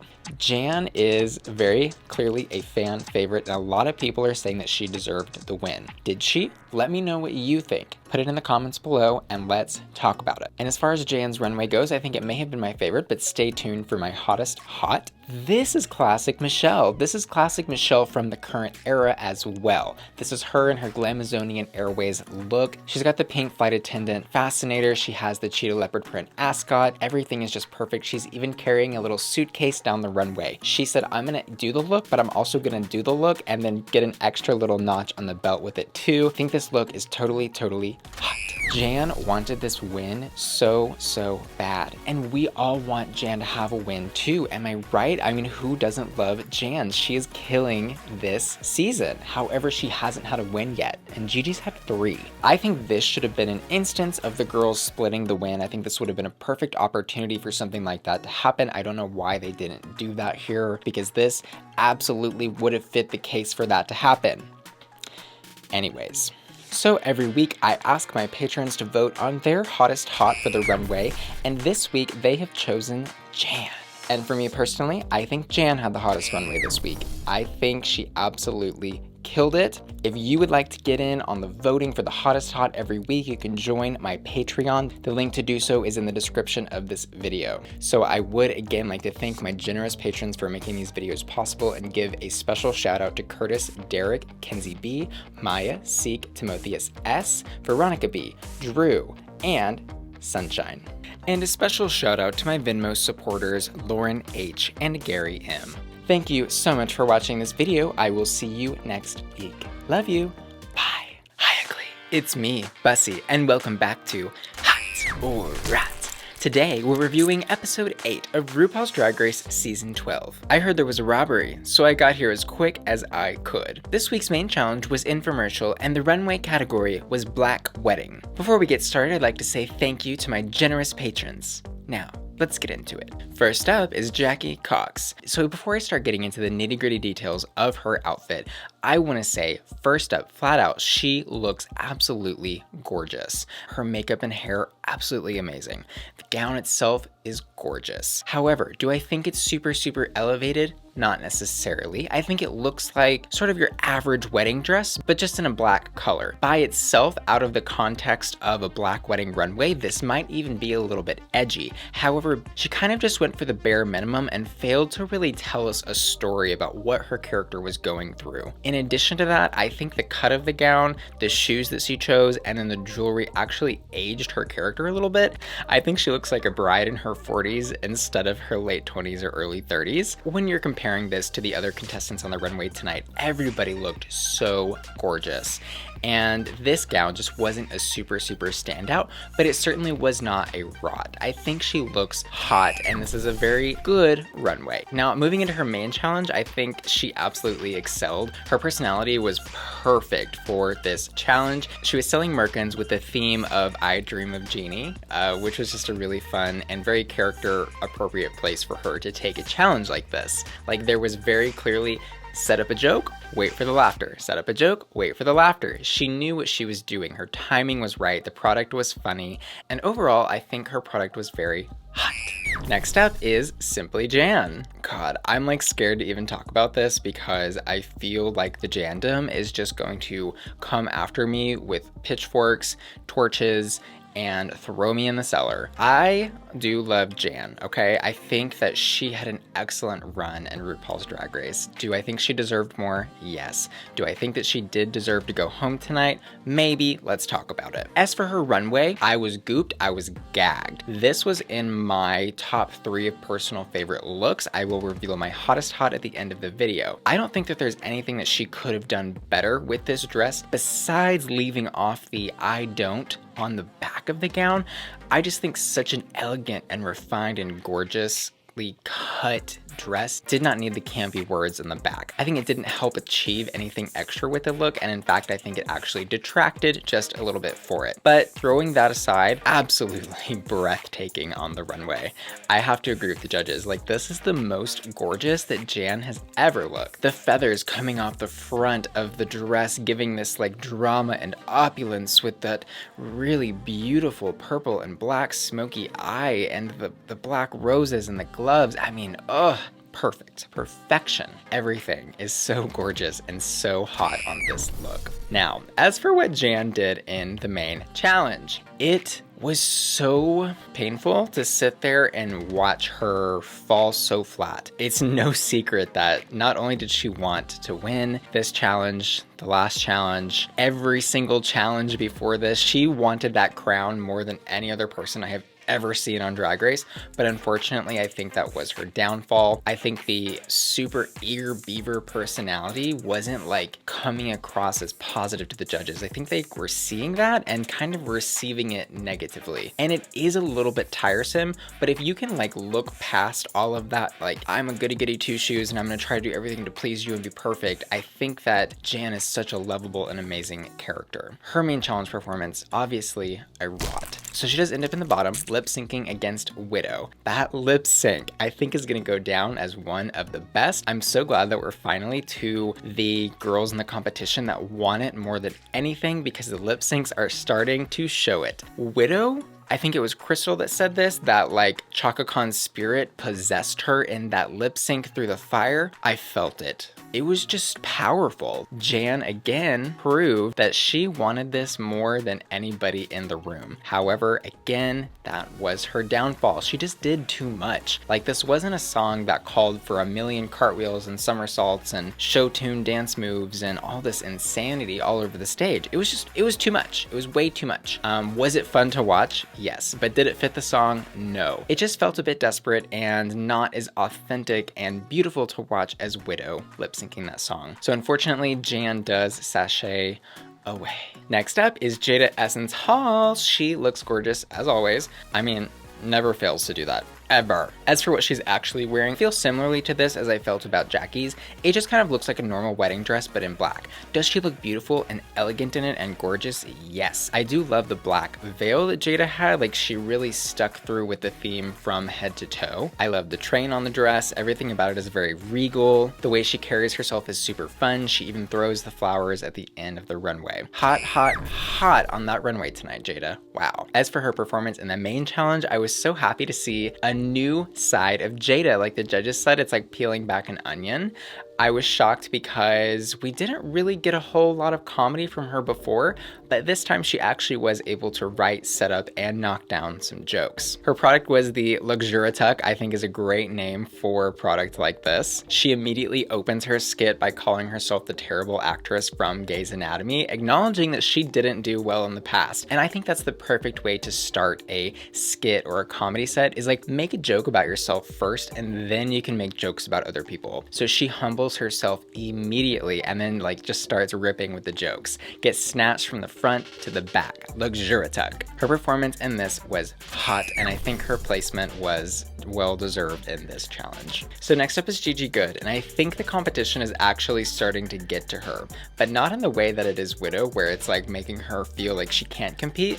It's inflating her ego so much that she created a product this week based almost solely around her ego and being gorgeous. Anyways, we'll get to that in a second. On the runway, she looks so beautiful, statuesque, as the judges say. She looks like a goddamn painting. I mean, what am I supposed to say? Like, you couldn't pick it apart if you wanted to. Only thing somebody could maybe complain about is put some boobs on her, but like, she doesn't really wear boobs because she's a fashion queen. Anyways, she looks as red hot as those red bottoms that she is wearing on the runway. As for how she did in the main challenge, she was selling a new fragrance by Rupaul. Good night, bitch. It's like a funny concept, but it was kind of like Katya's Crisis Control, just not funny. She didn't really know how to write a joke and then sell it in a skit or act it out in such a way that was going to be funny, which was actually so surprising to me because Gigi has excelled at literally everything that she's done and touched so far. I mean, we saw that she's a great actress. We've seen her write great lyrics. We've seen that she's an amazing dancer. I mean, good God. I think she thought that she was untouchable going into this maxi challenge. She even says on the stage, she's like, this is my first time receiving negative critiques. And it's like, oh girl. Anyways, I hope this was a refreshing ego check for Gigi because I absolutely love this gal and I can't wait every single week to see what she wears in the runway or what she does. She is a born superstar. On to Heidi. Wow. Hot. I loved it. This was the hair and clothing that we have been waiting for from her. She looks glamorous. She looks beautiful. She looks rich and expensive. She has a beautiful silhouette. I love the giant shoulder collar piece coming up to her face and then the way it drapes across the bottom part of her body, the different fabrics giving lots of multi-dimensional textures, and it was just so beautiful and satisfying to see her walk down the runway glowing, knowing how beautiful she looks. She's just so funny to watch, and when she channeled that into a skit where she could like just put all of her insane energy into something that she wrote and performed, it just came off so well. It was like nothing was off limits for her. She was doing physical comedy, fart comedy. She was whistling through her teeth. She was snatching her own wig off. It was just this like insane tornado of like thoughts and funniness just like whipping around, and you like don't know what's gonna come next, which is why it was so funny. It was like watching an episode of with Katya and Trixie. Performance was hot, and an absolutely deserved win for Miss Heidi N Closet. Even though they're just calling her Heidi now, I am so over Rue not being okay with her name, because I have a feeling she's not going to change it. A little known fact is that thousands of drag queens lose their wigs every single year because people do not like their videos and subscribe to their channels. If you're watching this video and haven't clicked that like button yet or subscribe to my channel, then click those buttons already. Thanks. Now, let's get back to it. And next up is Miss Widow in her sequence gown. I think she looks really, really pretty. I love that she took the veil somewhere that nobody else did. It's like this crystallized, netted looking veil that she keeps draped over her face. The big reveal is that she has done something kind of crazy and spooky with her makeup, which is wild for Widow. But she takes it off and shows that she has on those big black contacts, and she's sort of like dripping some makeup down her face. It was really pretty. I'm glad she took a little risk with her makeup, and I think she looks hot. As for what she did in the main challenge, I was really, really confused.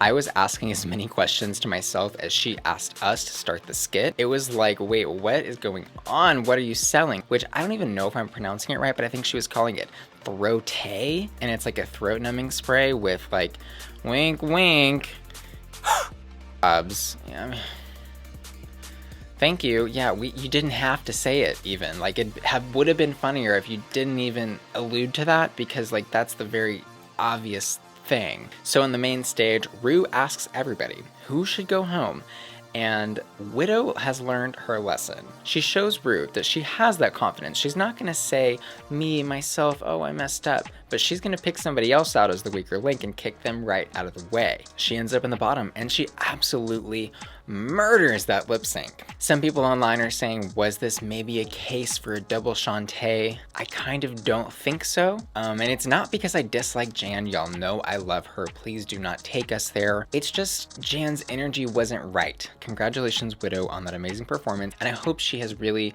caught some fresh breath going into the next episode, because I was so impressed with her right out of the gate winning that challenge. I'm excited to see more of that Widow. Next up is Crystal Methyd. I was living for that runway. It was amazing. It reminded me of Jinx Monsoon's like Dia de los Muertos candy skull runway that she did. This was kind of like a Corpse Bride Lydia Dietz twist in there. It was really, really, really cool. It was so hot, spooky. I loved the gray makeup, the different eyebrows. She showed us like, she's really, really good at makeup. But even beyond just the makeup, let's just take a look at how she walked that runway. 100% in character. She is a walking corpse. She's blowing dust everywhere. She makes a comment about how her nails and fingers are exposed because when you're dead, your fingernails keep growing and they are bursting out of the gloves she's wearing. I mean, this runway is perfect. Beautiful, amazing. It just made me love her a million times more. As for what she did in the main challenge, I was just as impressed with that as I was with her runway. Was this a little bit of a cheap shot for Crystal? Yes, but like good on her for doing that. She knows, as Michelle points out, that Rupaul loves her mullet. Rupaul loves Crystal. The magic mullet was not only like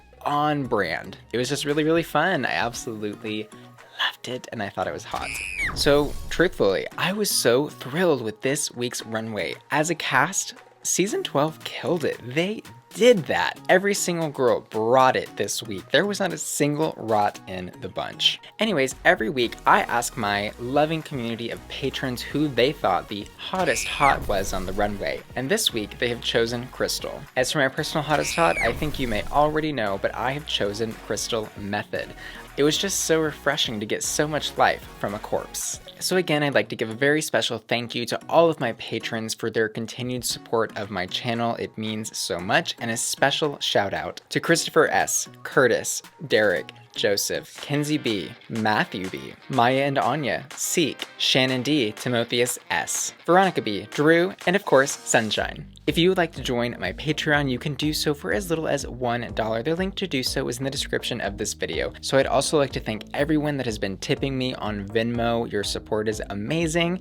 And a special shout out to Assy Jack for your $10 tip, and your shout out to a very talented drag king named Freddie Doll. Anyways, thanks so much for watching, and I'll see you guys next week. Love you.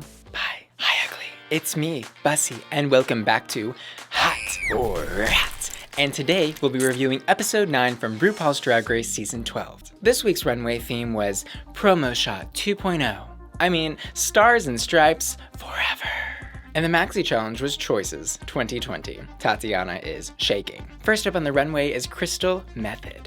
Something about this is just so brilliantly hodgepodge. Like, it's so many different pieces seemingly just kind of randomly thrown together, but there's something about the cohesiveness between all these bits and pieces and parts that really just make it work. It looks like Carmen Sandiego meets Curious George meets maybe like Dorothy from The Wizard of Oz. Something about that color of blue that is in her hair, her eyebrows, her beautiful ombre lips. Oh my god, they're gorgeous. Her skirt, I mean, just like the tones are so gorgeous contrasted against that red jacket, the red hat, and then those really sharp lines in her red eyeliner. And I think she's absolutely burning up the runway. She looks hot. In the main challenge, I don't think Crystal had a ton to offer, but overall, I wasn't a super big fan of this challenge. I think this maybe would have played better if they had had the girls kind of like doing their own thing one at a time. I think they all struggled a bit to play off of each other and deliver a consistent message, but Crystal's was fun. My favorite part was her little mullet reveal when she turned around, which was, you know, on brand, a little bit of a gag, and a cute detail there. Next up is Miss Gigi Goode wearing her entrance look reskinned to be a red coat outfit, which is kind of missing the point of this runway and episode in general. This look is like a British red coat. They fought against America in the Revolutionary War. So I'm not really sure why she chose to go that direction. With a category like Stars and Stripes Forever, you should be patriotic. You should be screaming America. You shouldn't be saying, maybe we should have lost. Red coats are better. Anyways, besides her being on the wrong side of this runway, I do think the look is gorgeous. However, I really would love to see her switch it up and do something totally different that we are not expecting. But this week, she gave us exactly what we're expecting. Another beautifully tailored coat and a tuck so tight you don't know where it starts and where it ends, and Jeff Goldblum is shaking and gagging and gasping. And totally just left clueless on the tucking situation. But she looks hot. In the main challenge, I think her ego gets in her way again. She goes back to what she was successful at before. In the Snatch game, she killed Maria the robot and apparently is now inhabiting her body because Maria was right up on that political candidate stage. She was saying things like, I'm a human girl, I'm a drag robot, blah, blah, blah, blah, blah, blah, blah. To her credit and the other candidates' credits for Choices 2020, I don't think that the judges of this episode were that great at lobbing them questions that they could play off super well. I think that was like one of the biggest struggling points of this maxi challenge. Anyways, the intelligence in Gigi's robot may have been a bit artificial. I wasn't living for it, and I'm gonna say that it was a rat. Next up, Pin Me Up and Call Me Betty Page. Heidi looks so gorgeous. I think this is the most beautiful her hair and makeup has looked in the entire competition. And I love that I can say that every single week because you can actually see her improving from week to week. She is taking notes, maybe asking the other girls for tips, and it shows. This pinup hair on her is absolutely gorgeous. I need me a wig like that. If any of you knows where I can procure one, please let me know. The outfit itself is a little bit basic. However, she definitely met the requirements of the runway. There are stars, there are stripes. It's a completely sequined red, white, blue, and silver skirt bodysuit. There are little star details on the white cutouts on the skirt and on the sleeve of the jacket component. I think it's pretty. Then I would have loved to have seen those boots totally dragged up. Stone them. I don't know, put some bows on them.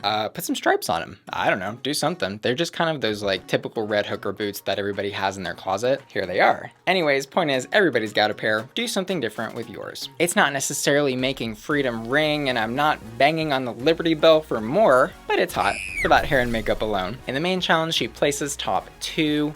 Again, not my favorite challenge, but I think with what she had, she did her best. She and Jaida gave me the most laughs out of anybody. She was playing on her little teeth whistling thing and giving the Gap jokes and da-di-da-di-da. It was fun and hot. Moving into Jackie Cox. I think everybody does need a little more Cox in their life. Let's have an open-minded discussion about this look. I think this runway look is pretty. I think it meets the requirements. There are stars, there are stripes. I love it as a statement piece. I love the powerful message that it sends, juxtaposing drag with a hijab, which has never been worn on the runway since Jackie wore hijab on the runway in the Ruveal episode. It's a really, really strong message that I think will resonate with a lot of different people. However, I think Jackie was acting from a place of respect in choosing to play a more conservative role with this look on the runway. And I think a great example of doing something that is super politically charged, juxtaposing two classically opposite value systems against each other, is actually Rupaul's Confederate flag gown from the Tu Wong Fu movie. Educate yourself and go watch the movie if you haven't seen it. It's a great movie. But did Jackie take us there, or did she leave us on the streets? I'm gonna leave that up to you guys in the comments because I wanna have that discussion. I don't just wanna spout my opinion on something that maybe I may not know everything about. Moving into her main challenge, she may have stepped into some maple syrup. Because she got really stuck in her ways while debating those topics. She couldn't really deliver on those Canadian jokes in the way that she wanted to. The first time it was like, okay, cute, it's a bit. And then the third time it was like, oh, we heard that one. And then the fourth, fifth, sixth, seventh, and then 10th times, she was just kind of relying on those same jokes to get her through the debate without bringing anything new or specifically relevant or refreshing to it. It just kind of felt like she wanted to get her jokes out that she set up all night writing instead of actually playing off what the other candidates and the judges were saying to her. So Jackie does end up in the bottom two this episode. I think this is a classic Drag Race example of them putting somebody in the bottom that they don't want to send home yet against somebody that they think is ready to go home. The lip sync is jaw-dropping. It's amazing. Jackie gives us lots of comedy from the beginning, kind of gets more serious throughout it in the middle. Jeff Goldblum is in tears. Everybody in the audience is crying. Even my cold dead heart was beating just a little bit faster. Next up is Jaida Essence Hall, and this look is drag.com. This is what I'm talking about. I want to see some drag on the runway. Girl, I want to see some D-R-A-G on the runway, and Jaida brings it to you every ball. She looks hot right off the bat. I loved this look. I loved the drama, the opulence, the elegance. I love the comedy that she threw into a more serious look. The red, white, and blue little curls right in the front of her hair are really, really pretty and funny. Like, that is how you do drag. You have fun with it. I love the super huge shoulders. They are literally like shooting stars, and the shooting part of it is the stripes component of the Stripes and Stars Forever runway challenge. I really, really love the symmetry of this look in general. I love that her boots are like totally glittered stripes, red and silver. There's two giant stars covering up where her nipples would be, and then there's a third star above in the middle of those two, and it kind of looks like she's got three big ol' honkers. Anyways, Jaida, I think, looks absolutely stunningly hot. In the main challenge, Jaida was the only one that was able to deliver a consistent amount of comedy. Every time Jeff asked her a question, she'd be like, look over there, and then just like talk about confusion. Just know that I thought she was great and funny and entertaining. And finally, we move into our dearly departed, the Widow Von Du. May her run on Drag Race rest in peace. I think what she did on the runway was very powerful, moving. She said she was inspired by iconic leaders like Rosa Parks and even up to the current era of Black Lives Matter. She is standing in solidarity for the people of this country that have been oppressed for far too long. I applaud this look. I think it's gorgeous. I think it's hot.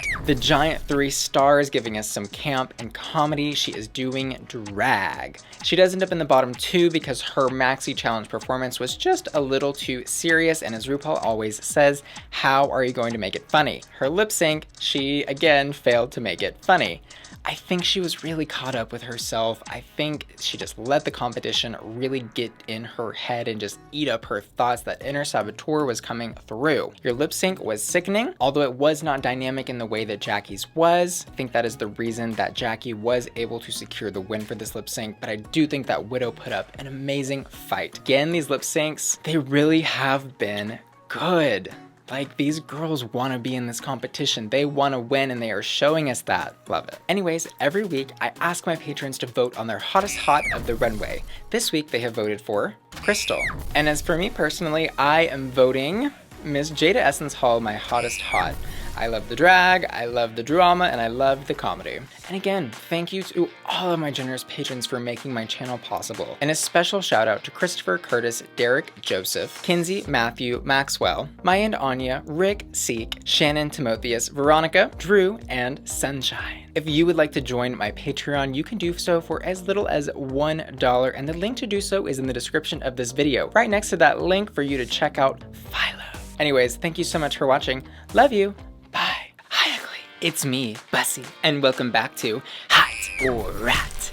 And today, we'll be reviewing episode 10 from RuPaul's Drag Race Season 12, the Makeover Challenge. Okay, can we just start off by saying that this episode was like maybe the best makeover episode across the entire franchise of Drag Race? I was so unbelievably thrilled to see those strong, powerful women that they cast as the superfans to get their makeovers from our queens. I think it's a really powerful message for Drag Race to be putting women into drag, because I want to believe it's a first step for the franchise to recognize that drag is for everybody, right? Drag is about performative gender. It's not about the sex that you were assigned at birth. Anyways, I was so proud of every single one of these queens. I am so serious, and to see each of those women feel so empowered in drag, I think it's just a testament to the fact that everybody needs to try drag once. So if you haven't tried it, go try it.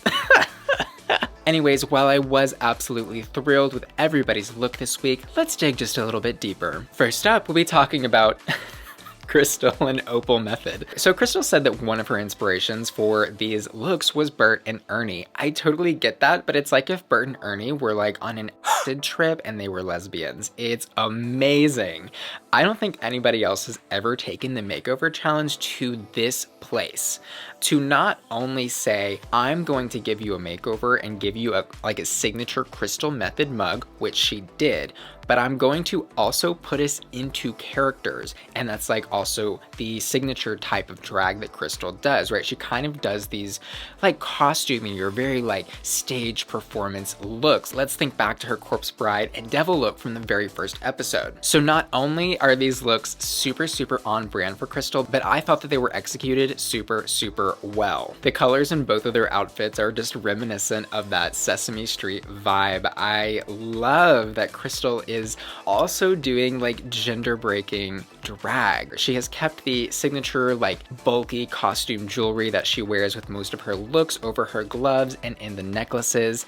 I really love the pastel striped polo shirt. It's probably like a men's shirt that like she wears when she's not in drag. She did that with her look last week. I love how she can kind of repurpose clothing items, and again showing you that clothes do not define the gender of a person. Anybody can wear anything. That spiky wig is absolutely insane. I mean, wig styling is hard, and to get those like very detailed spikes like that probably took her hours to do, assuming she did it herself. It was a pleasure to see both of them walk the runway together, and their little gig was absolutely perfect and hot. Next up is Gigi Goode and BB Bad. I think that they probably went for having the best set of drag names. BB Bad is so hilarious juxtaposed next to Gigi Goode. Love it, love it, love it. As far as what they're wearing, Ross kept going on about how this outfit was like chic and fashion forward. This is basically two reverse styled ponchos with a little like winter hat on top. It is a little bit pedestrian for me. I think they do both look beautiful. Yes, that is without a doubt a fact. Like, you don't think you can really debate that. But did Gigi take a chance? Maybe not. Was that part of the assignment to take a chance? I don't even really know, but seeing Crystal take such a huge chance and then be the same amount of safe as Gigi not really taking a chance at all, it just felt a little bit weird to me. Again, I think Gigi painted BB beautifully. It looks like Daddy Good and Daddy Bad took their two rich daughters away from the Hamptons for the summer, and instead they're having to do a ski trip.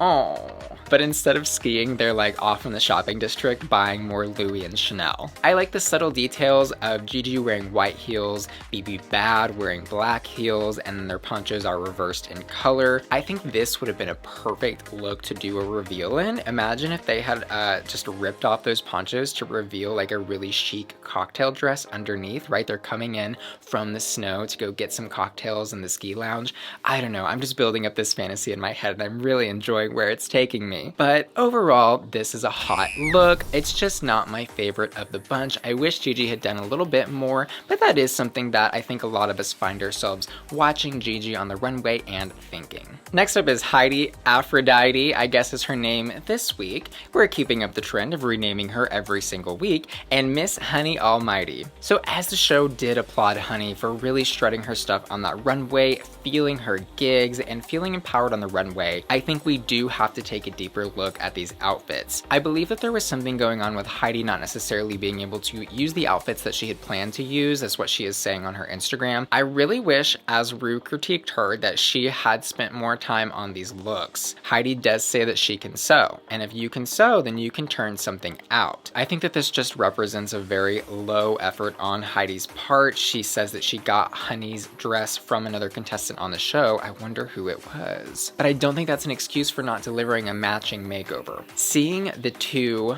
mother and drag daughter in two totally disjointed separate outfits is a little bit jarring on the runway. The only thing that's like a little bit matching is their hair, and even then not really, because like Heidi has bigger hair and it's like parted in the middle, and Honey's hair is like all one shape. We do see, to their credit, that Heidi and Honey are wearing similar costume jewelry rings. However, I think we can all admit that Heidi and Honey do not look anything like mother and daughter. They don't look like sisters. They don't look related at all. They maybe look like they are really good friends and they hang out and have a good time together. So because it doesn't really match the challenge, and Heidi I don't think put in the same amount of effort that some of the other girls did put into making over their drag daughter, I am going to rot these looks. Even the dress that Heidi is wearing is actually a little bit ill-fitting and just doesn't really show a level of sophistication that I would expect from our top 6 contender. And next on the runway is Jackie and Lil Snacky Cocks. They probably had my second favorite drag names behind Gigi and BB. I could tell that Lil Snacky was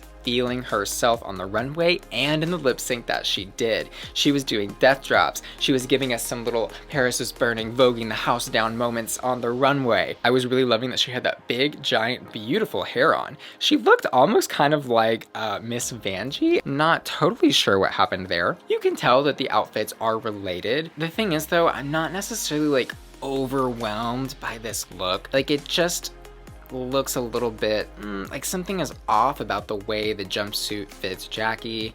I think the cocktail dress on Lil Snacky is really, really pretty. I like that the red belt is matching the fabric on Jackie's jumpsuit and the black belt is matching the fabric on Lil Snacky's cocktail dress. Maybe they could have worn the same style of shoe. Lil Snacky has an open-toed heel and Jackie has on what appears to be a boot of some sort. And then the jewelry is a little bit mismatchy. It looks like the earrings are maybe from the same type of designer, but then Lil Snacky doesn't have a necklace on. So there's just like things like here and there that don't necessarily match and don't necessarily make me think of Jackie. Like when I look at this, I'm not thinking Jackie Cox. I'm thinking like this was a disco runway and Jackie wanted to do something for the disco. I just don't necessarily know why she went there with this challenge, but she did, and that is where we're at. Going to rot these looks because I don't think that Jackie's outfit fits her very well. Again, I loved Lil Snacky's performance. I think she maybe had one of the best lip syncs. And next up is Jaida and Jazz Essence Hall. This one really just made me smile so big because Jazz,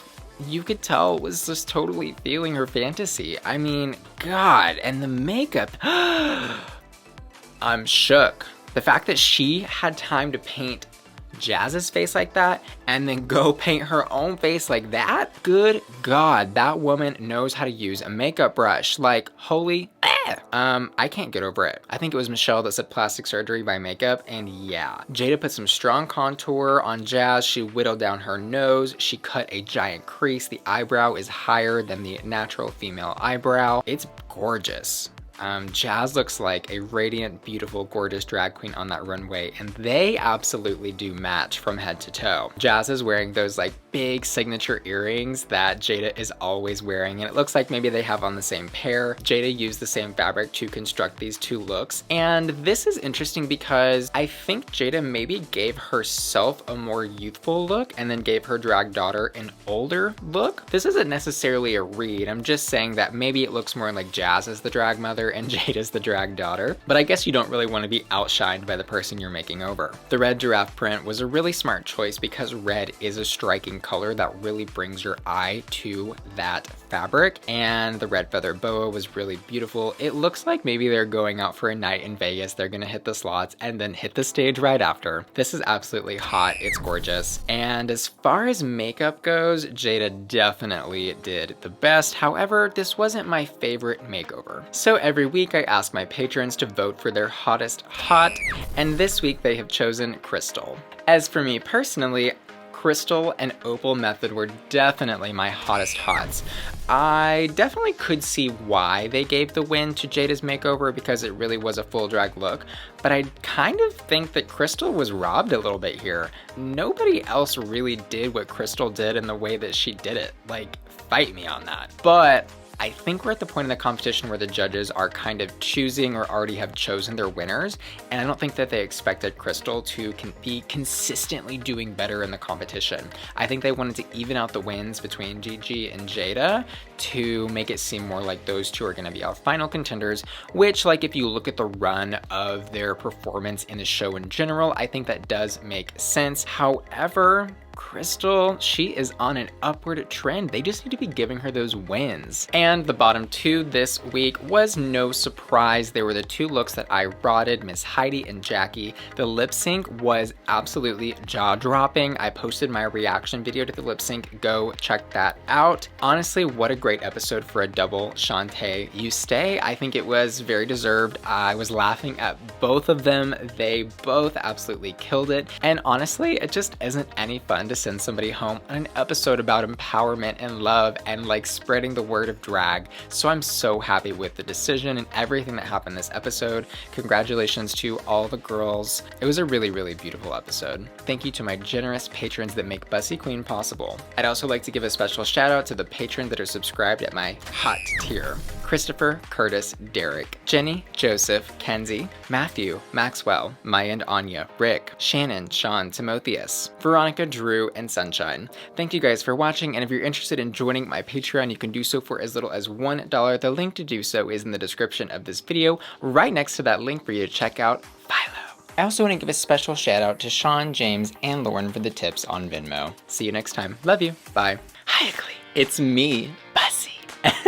Welcome back to Hot or Rat. And today we are reviewing episode 11 of RuPaul's Drag Race season 12. We are down to the final 5. And they had an interesting episode. The runway theme was purple, and in the main challenge, the girls had to perform a one-woman show. But before I get started, I just want to say that I have partnered with a local Austin designer. His name is Baylor Mesh. He has designed some really amazing artwork, and it is now available for purchase on merch. You can find the link to my Teespring in the description of this video. Click it to get your Bussy Queen shirts, mugs, stickers, and more. Thanks. Now let's get started. First up is Jackie Cox, and the way the judges were talking about her one-woman show, I kind of thought that they were gonna give her the win because they were so like moved and inspired by her story about her immigrant parents not liking her doing drag and like la-di-da-di-da. It was cute and like cool, yeah, it was vulnerable. It's just a narrative that we have seen, frankly, almost in every episode of this season surrounding Jackie, and I absolutely do feel for her. I'm just ready for a new story. It feels like they couldn't really get anything emotional out of the other queens, so they just keep going back to Jackie.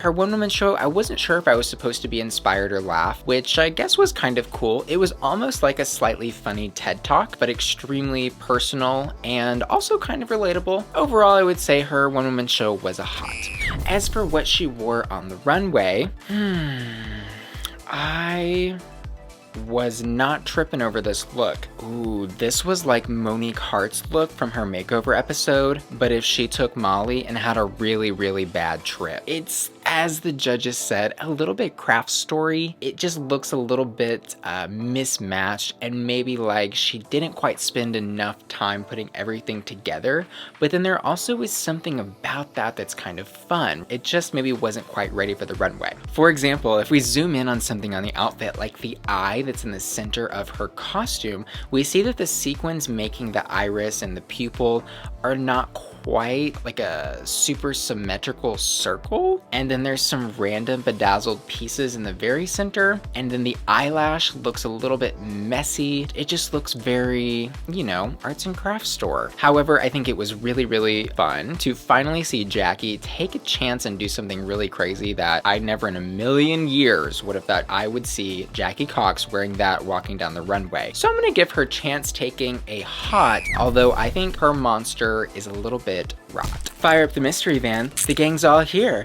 Next up is Gigi Goode. This look has me craving some Scooby snacks.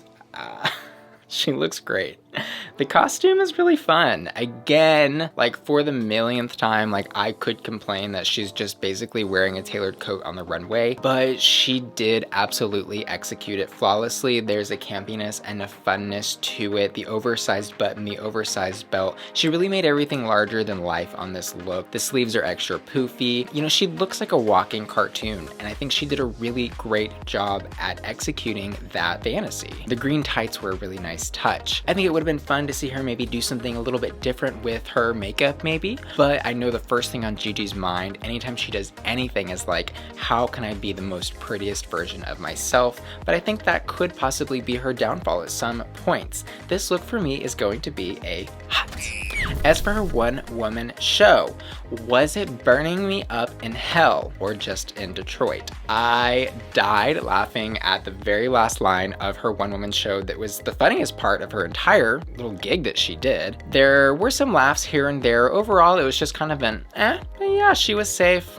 I don't know, what can I say? It was between a hot and a rot. Next up is Heidi leaving the show Aphrodite. So she does officially leave the runway with the last name that Ru calls her, as Heidi Aphrodite. I will be waiting to see if she changes her name on social media or anything like that. I highly doubt that she will though, because the entire world now knows her as Heidi N Closet. Plus, it'd probably be way too difficult for her to get all of her social media verifications like changed and re-verified. I just don't see it happening. But anyways, I am sick of discussing her name. Let's talk about what she wore on the runway. Flawless, gorgeous, perfect, unique, beautiful, never been done before, absolutely amazing, show-stopping, gorgeous. Hot.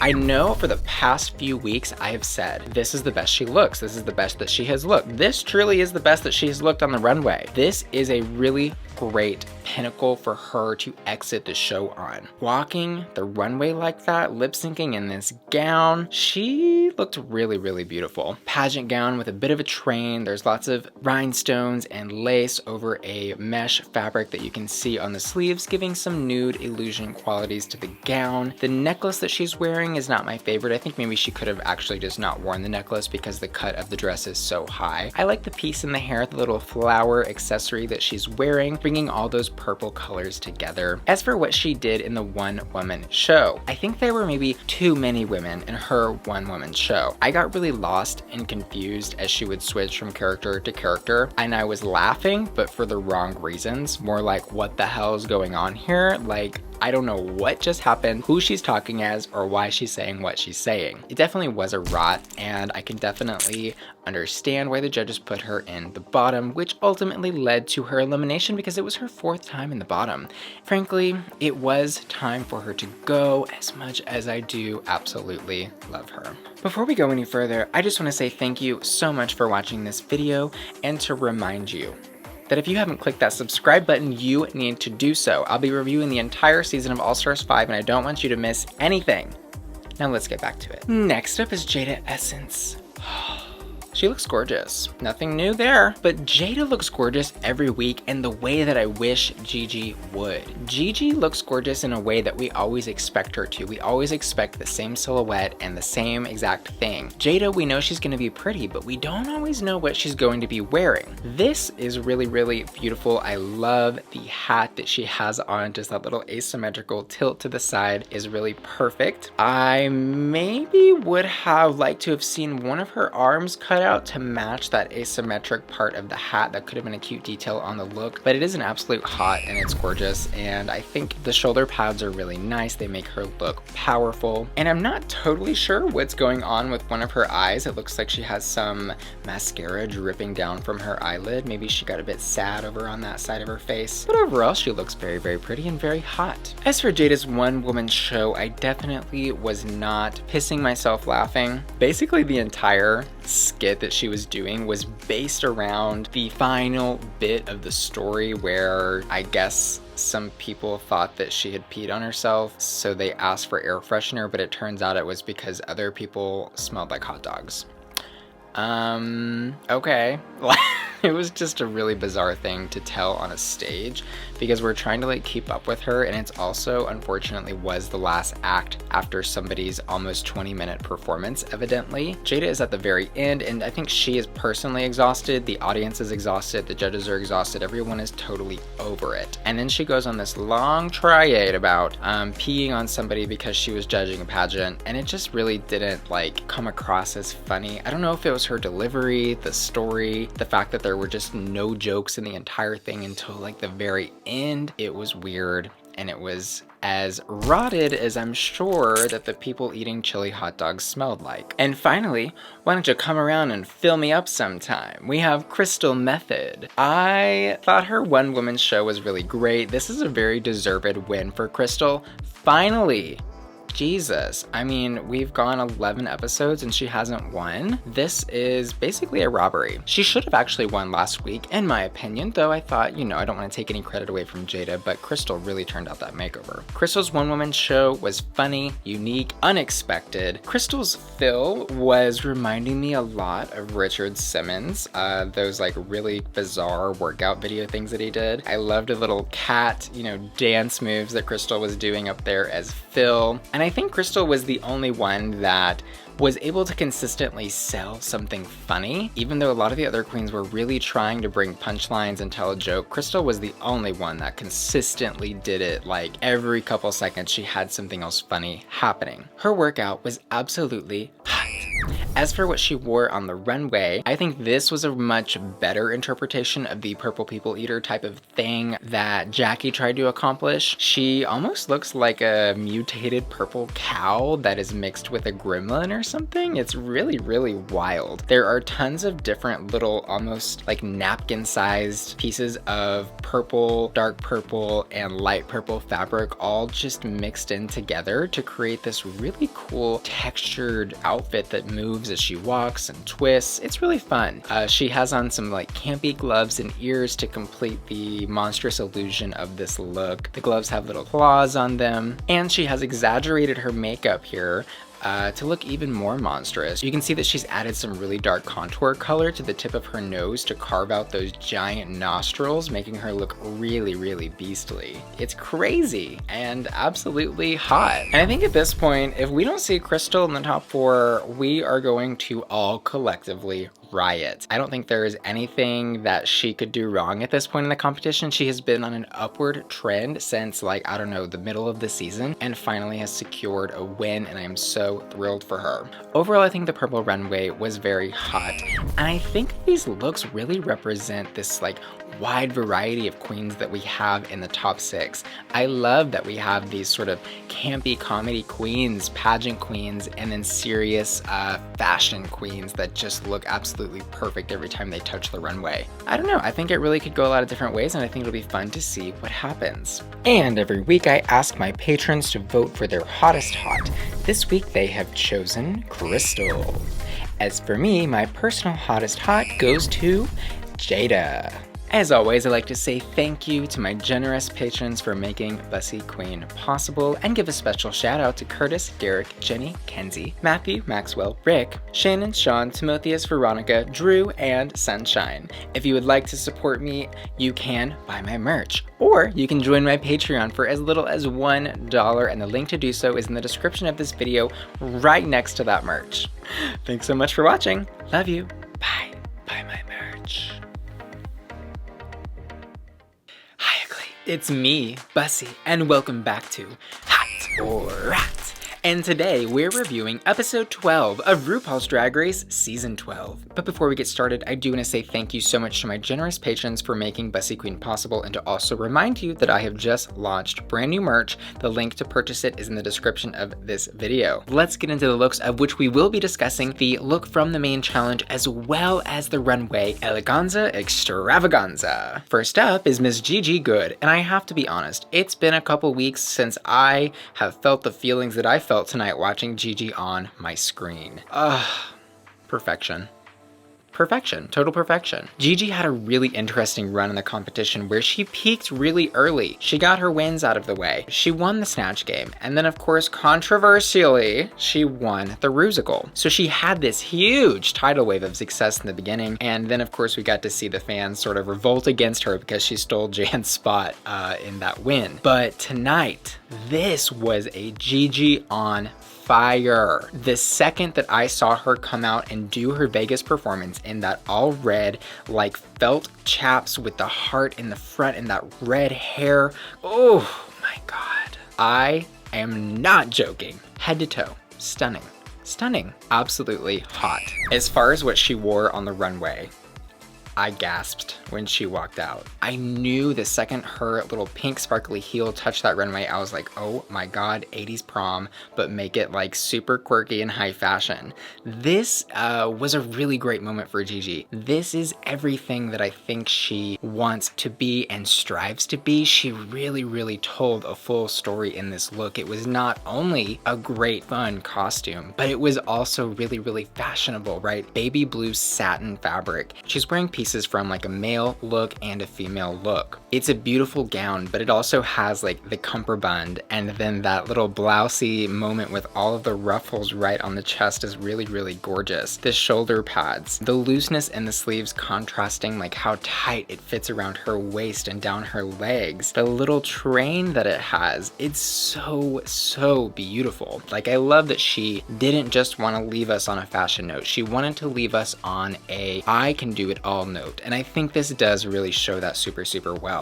The gear, the headpiece that she has on, I was thinking of like Katy Perry. I'm thinking of Trixie and Pearl from their makeover episode in season 7. There's just a lot of different references being pulled in here together that you might not immediately think at first like, oh, all of this is going to work together, but she found a way to really glue it all together and make it work well. And I love the way that the outfit is brought together by these disparate pieces. Brace's headgear, a bow tie, pink stilettos, and a corsage. I mean, her mind.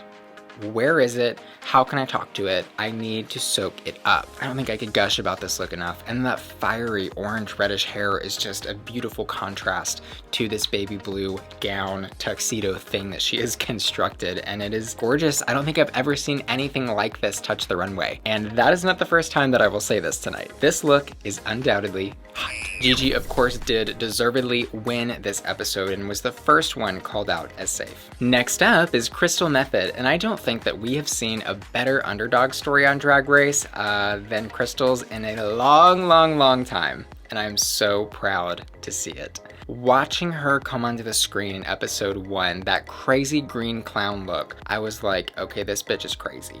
But I love it. And I know a lot of people are like a little hesitant to see that type of drag because it isn't traditional and it's not normally what is showcased on Drag Race. But I think throughout the season, she was able to not only win a lot of hearts over and convert them to Team Crystal, but also to show us that drag is so many different things. And it was so refreshing to see a queen like this on the show make it to the final, well, 3. Anyways, as for what she's wearing in the Vegas performance maxi challenge, this really isn't my favorite look from Crystal. The judges did critique her on this. I don't really understand like why she chose this for the Vegas rap performance. It's just a little plain and it has a lot of like weird contrasting colors that I don't think work well together. It's like this like fire orange mini dress with a neon green belt, neon green shoes, and then she has her collection of chunky neon colored necklaces on, and then the blue hair is not like the correct tone of blue to match all of this. It was just a bit of a miss for me. This look is going to be a rot, but you know what? This look we can just totally ignore and pretend that it never happened, because what she did on the runway, I am going to see it in my dreams. She looks like a drag fortune-telling gypsy that is also a genie. I love the different components that she has combined to create this look. It is so wild. And it's just the fact that it's so many different things sort of put together into one outfit that make for this insane appearance, but it really, really tells a story. The legs look like this, like kind of like a billowing cloud of smoke attached to this like very well fitted bodysuit piece that has some really beautiful beading up and down both sides. She has on her signature chunky necklaces. She loves to always incorporate those into her looks, which I think is a fun little touch that she does. One of the sleeves has that huge puffy billowing moment just like the pant legs do, but then the other one does not. So we have this asymmetricality to the look that is like really, really strange to look at, but also just so intriguing. It is literally perfection. She kind of looks like, I think the girl's name is Violet from Willy Wonka, who eats the bubble gum and turns into a big blue balloon, but like make it fashion. This is something I never would have expected from Crystal, or really anybody ever. I mean, who dreams this shit up? Like, it's so amazing. I think this also is the first time that we have seen like a blue face on the runway since, I guess, Alaska and All Stars 2? Somebody maybe fact check that for me, but that's the last time I can think of seeing a blue face. Anyways, I would love to find the lamp that she came out of and give it a rub, because I want my 3 wishes. This look is hot. So before we go any further, I do want to say thank you to each and every one of you that has been with me, hot or rotting the looks from season 12. I am also going to be covering All Stars 5 and Canada's Drag Race, so don't forget to slap that subscribe button and give that like button a tap. Thanks. Now let's get back to it. Next up is Jackie Cox, our emotional storyline holding together the entire season. Has there been an episode where Jackie hasn't cried? I'm not trying to be mean or anything about that. I think it's really amazing when somebody can be vulnerable like that in front of an international audience. So hats off to Jackie for just bearing it all on this show. She brought a lot of different things to Drag Race, a unique culture and heritage that she proudly showed us almost every single episode. She talked about her family, acceptance of being gay, doing drag. There were just a lot of different like emotional components and stories that she brought to this show that we don't always get to see, which was very refreshing. Jackie's performance as a whole was very solid. She never did get a win, but she did win all of our hearts, and I think that is probably more important than anything. As far as what Jackie was wearing in the main challenge, the Vegas showgirls performance, if you will, not my favorite, but I think it was cute. I guess I'll give it like a passable hot. I think the headpiece is really cute. I love the big hair on her. There's a lot of fabric in this look, which I think sort of detracts from creating a solid silhouette. But on the positive, having that extra fabric does allow her to move a lot and give some fun, you know, excitement to her outfit. As far as what Jackie wore on the runway, it was a choice, and let's just talk about really quick the really good things about this look. I love the blue hair and blue gloves matching the blue shoes that she's wearing. I think her makeup is some of the best that we've seen her paint throughout the entire competition. We can definitely see her skills have grown. The actual dress, I love the cut and I love the fit of the dress. I think if this dress were in a different material, it would have just come off a lot more regal and gorgeous and really given me that elegance extravaganza fantasy that I really wanted from this. Like this in a solid dark blue velvet, that same material that Crystal's outfit was made of, I think would have been show-stopping. I personally do not like the print or the material of this dress. Maybe you do, and that is great. This is just like a personal taste thing. I like that it has like that asymmetrical component. It looks like a giant bow on one side. I can't really rot the look because she does look gorgeous. It's just not something that I personally like. And the thing is, like, people like different things, and that's okay. And what's important is that she felt good in the look. For that, I'm going to give this look hot. And finally, we get to Jaida Essence Hall. Oh my god. Goddess. I love that Jaida is actually wearing matching outfits from her Vegas performance to the runway. In the Vegas performance, she's wearing something that does look very showgirly. It looks appropriate for the number. This look is an immediate hot. I love the peplum at the waist, open in the front to see the panties. The entire thing is just like glittery gold sequins that move as she dances, and it just looks so expensive and beautiful. As for what Jaida did on the runway, this is mothertuckin' drag, honey. This is a drag queen. Good God. Everyone else just needs to quit after seeing how beautiful she looked. She looked and Miss Universe up there. I can't get over it. I mean, let's just start with the hair. Beautifully sculpted, and the volume. I mean, oh my god. I don't even know how she kept that hair in that condition traveling from wherever she traveled from to the show. Moving down, she of course has on her signature huge drag jeweled earrings, a really beautiful necklace. Open to her breastplate, she's giving us full body in this look. Those shoulders do match them hips, and that dress fits her like a tucking glove. The cape is a perfect detail. It's like a mesh see-through fabric that just sort of flows behind her, just reminding you that she is actually the superwoman of drag. The print on the gown is like this holographic gold. It's almost like a florally print. It kind of from a distance looks like cannabis sativa leaves up and down her gown, but I don't think that was completely intentional. Hot. I mean, Michelle Visage said it best. Jaida Essence Hall is quintessential drag, and there was nothing wrong with what she did on the runway. I don't think there's been anything wrong with what Miss Jaida Hall has done on the runway once on RuPaul's Drag Race. The Queens of Season 12 did that. And actually, what's funny, I remember going into this season looking at the promo looks and thinking, I've seen her, we've been there, we've done that, we've seen this archetype of drag character, blah blah. But I was proven wrong every single time looking back that I said or thought something like that. So every week I do like to ask my patrons to vote for their hottest hot on the runway, and tonight they have chosen Jaida. As for me, my personal hottest hot, I actually have to give this a two-way tie. There is no way that I could possibly choose between Gigi Goode and Crystal Methyd. I mean, holy both of them just brought something to the stage that has like never been done before in the way that they did it. Jaw-dropping, gag-worthy, show-stopping. I don't know what they're gonna do for the finale. Maybe it'll be a Zoom call. Maybe it'll just be some sort of like drag at home finale, which would kind of suck to like lose that crowning moment. Personally, I really want them to like delay the crowning until they can get everybody together to film, because these girls, the winner of season 12, deserves that. Anyways, I do like to say thank you to my generous patrons for making Bussy Queen possible, and I want to go ahead and give a special shout out to the patrons subscribed at my hot tier. Bradley, Curtis, Derek, Jenny, Kenzie, Matthew, Maxwell, Rick, Sean, Timotheus, Vanessa, Veronica, Drew, and Sunshine. If you would like to support me, you can do so by joining my Patreon for as little as $1. The link to do so is in the description of this video, right next to my link to check out my brand new merch. Anyways, thanks for watching. Love you. Bye.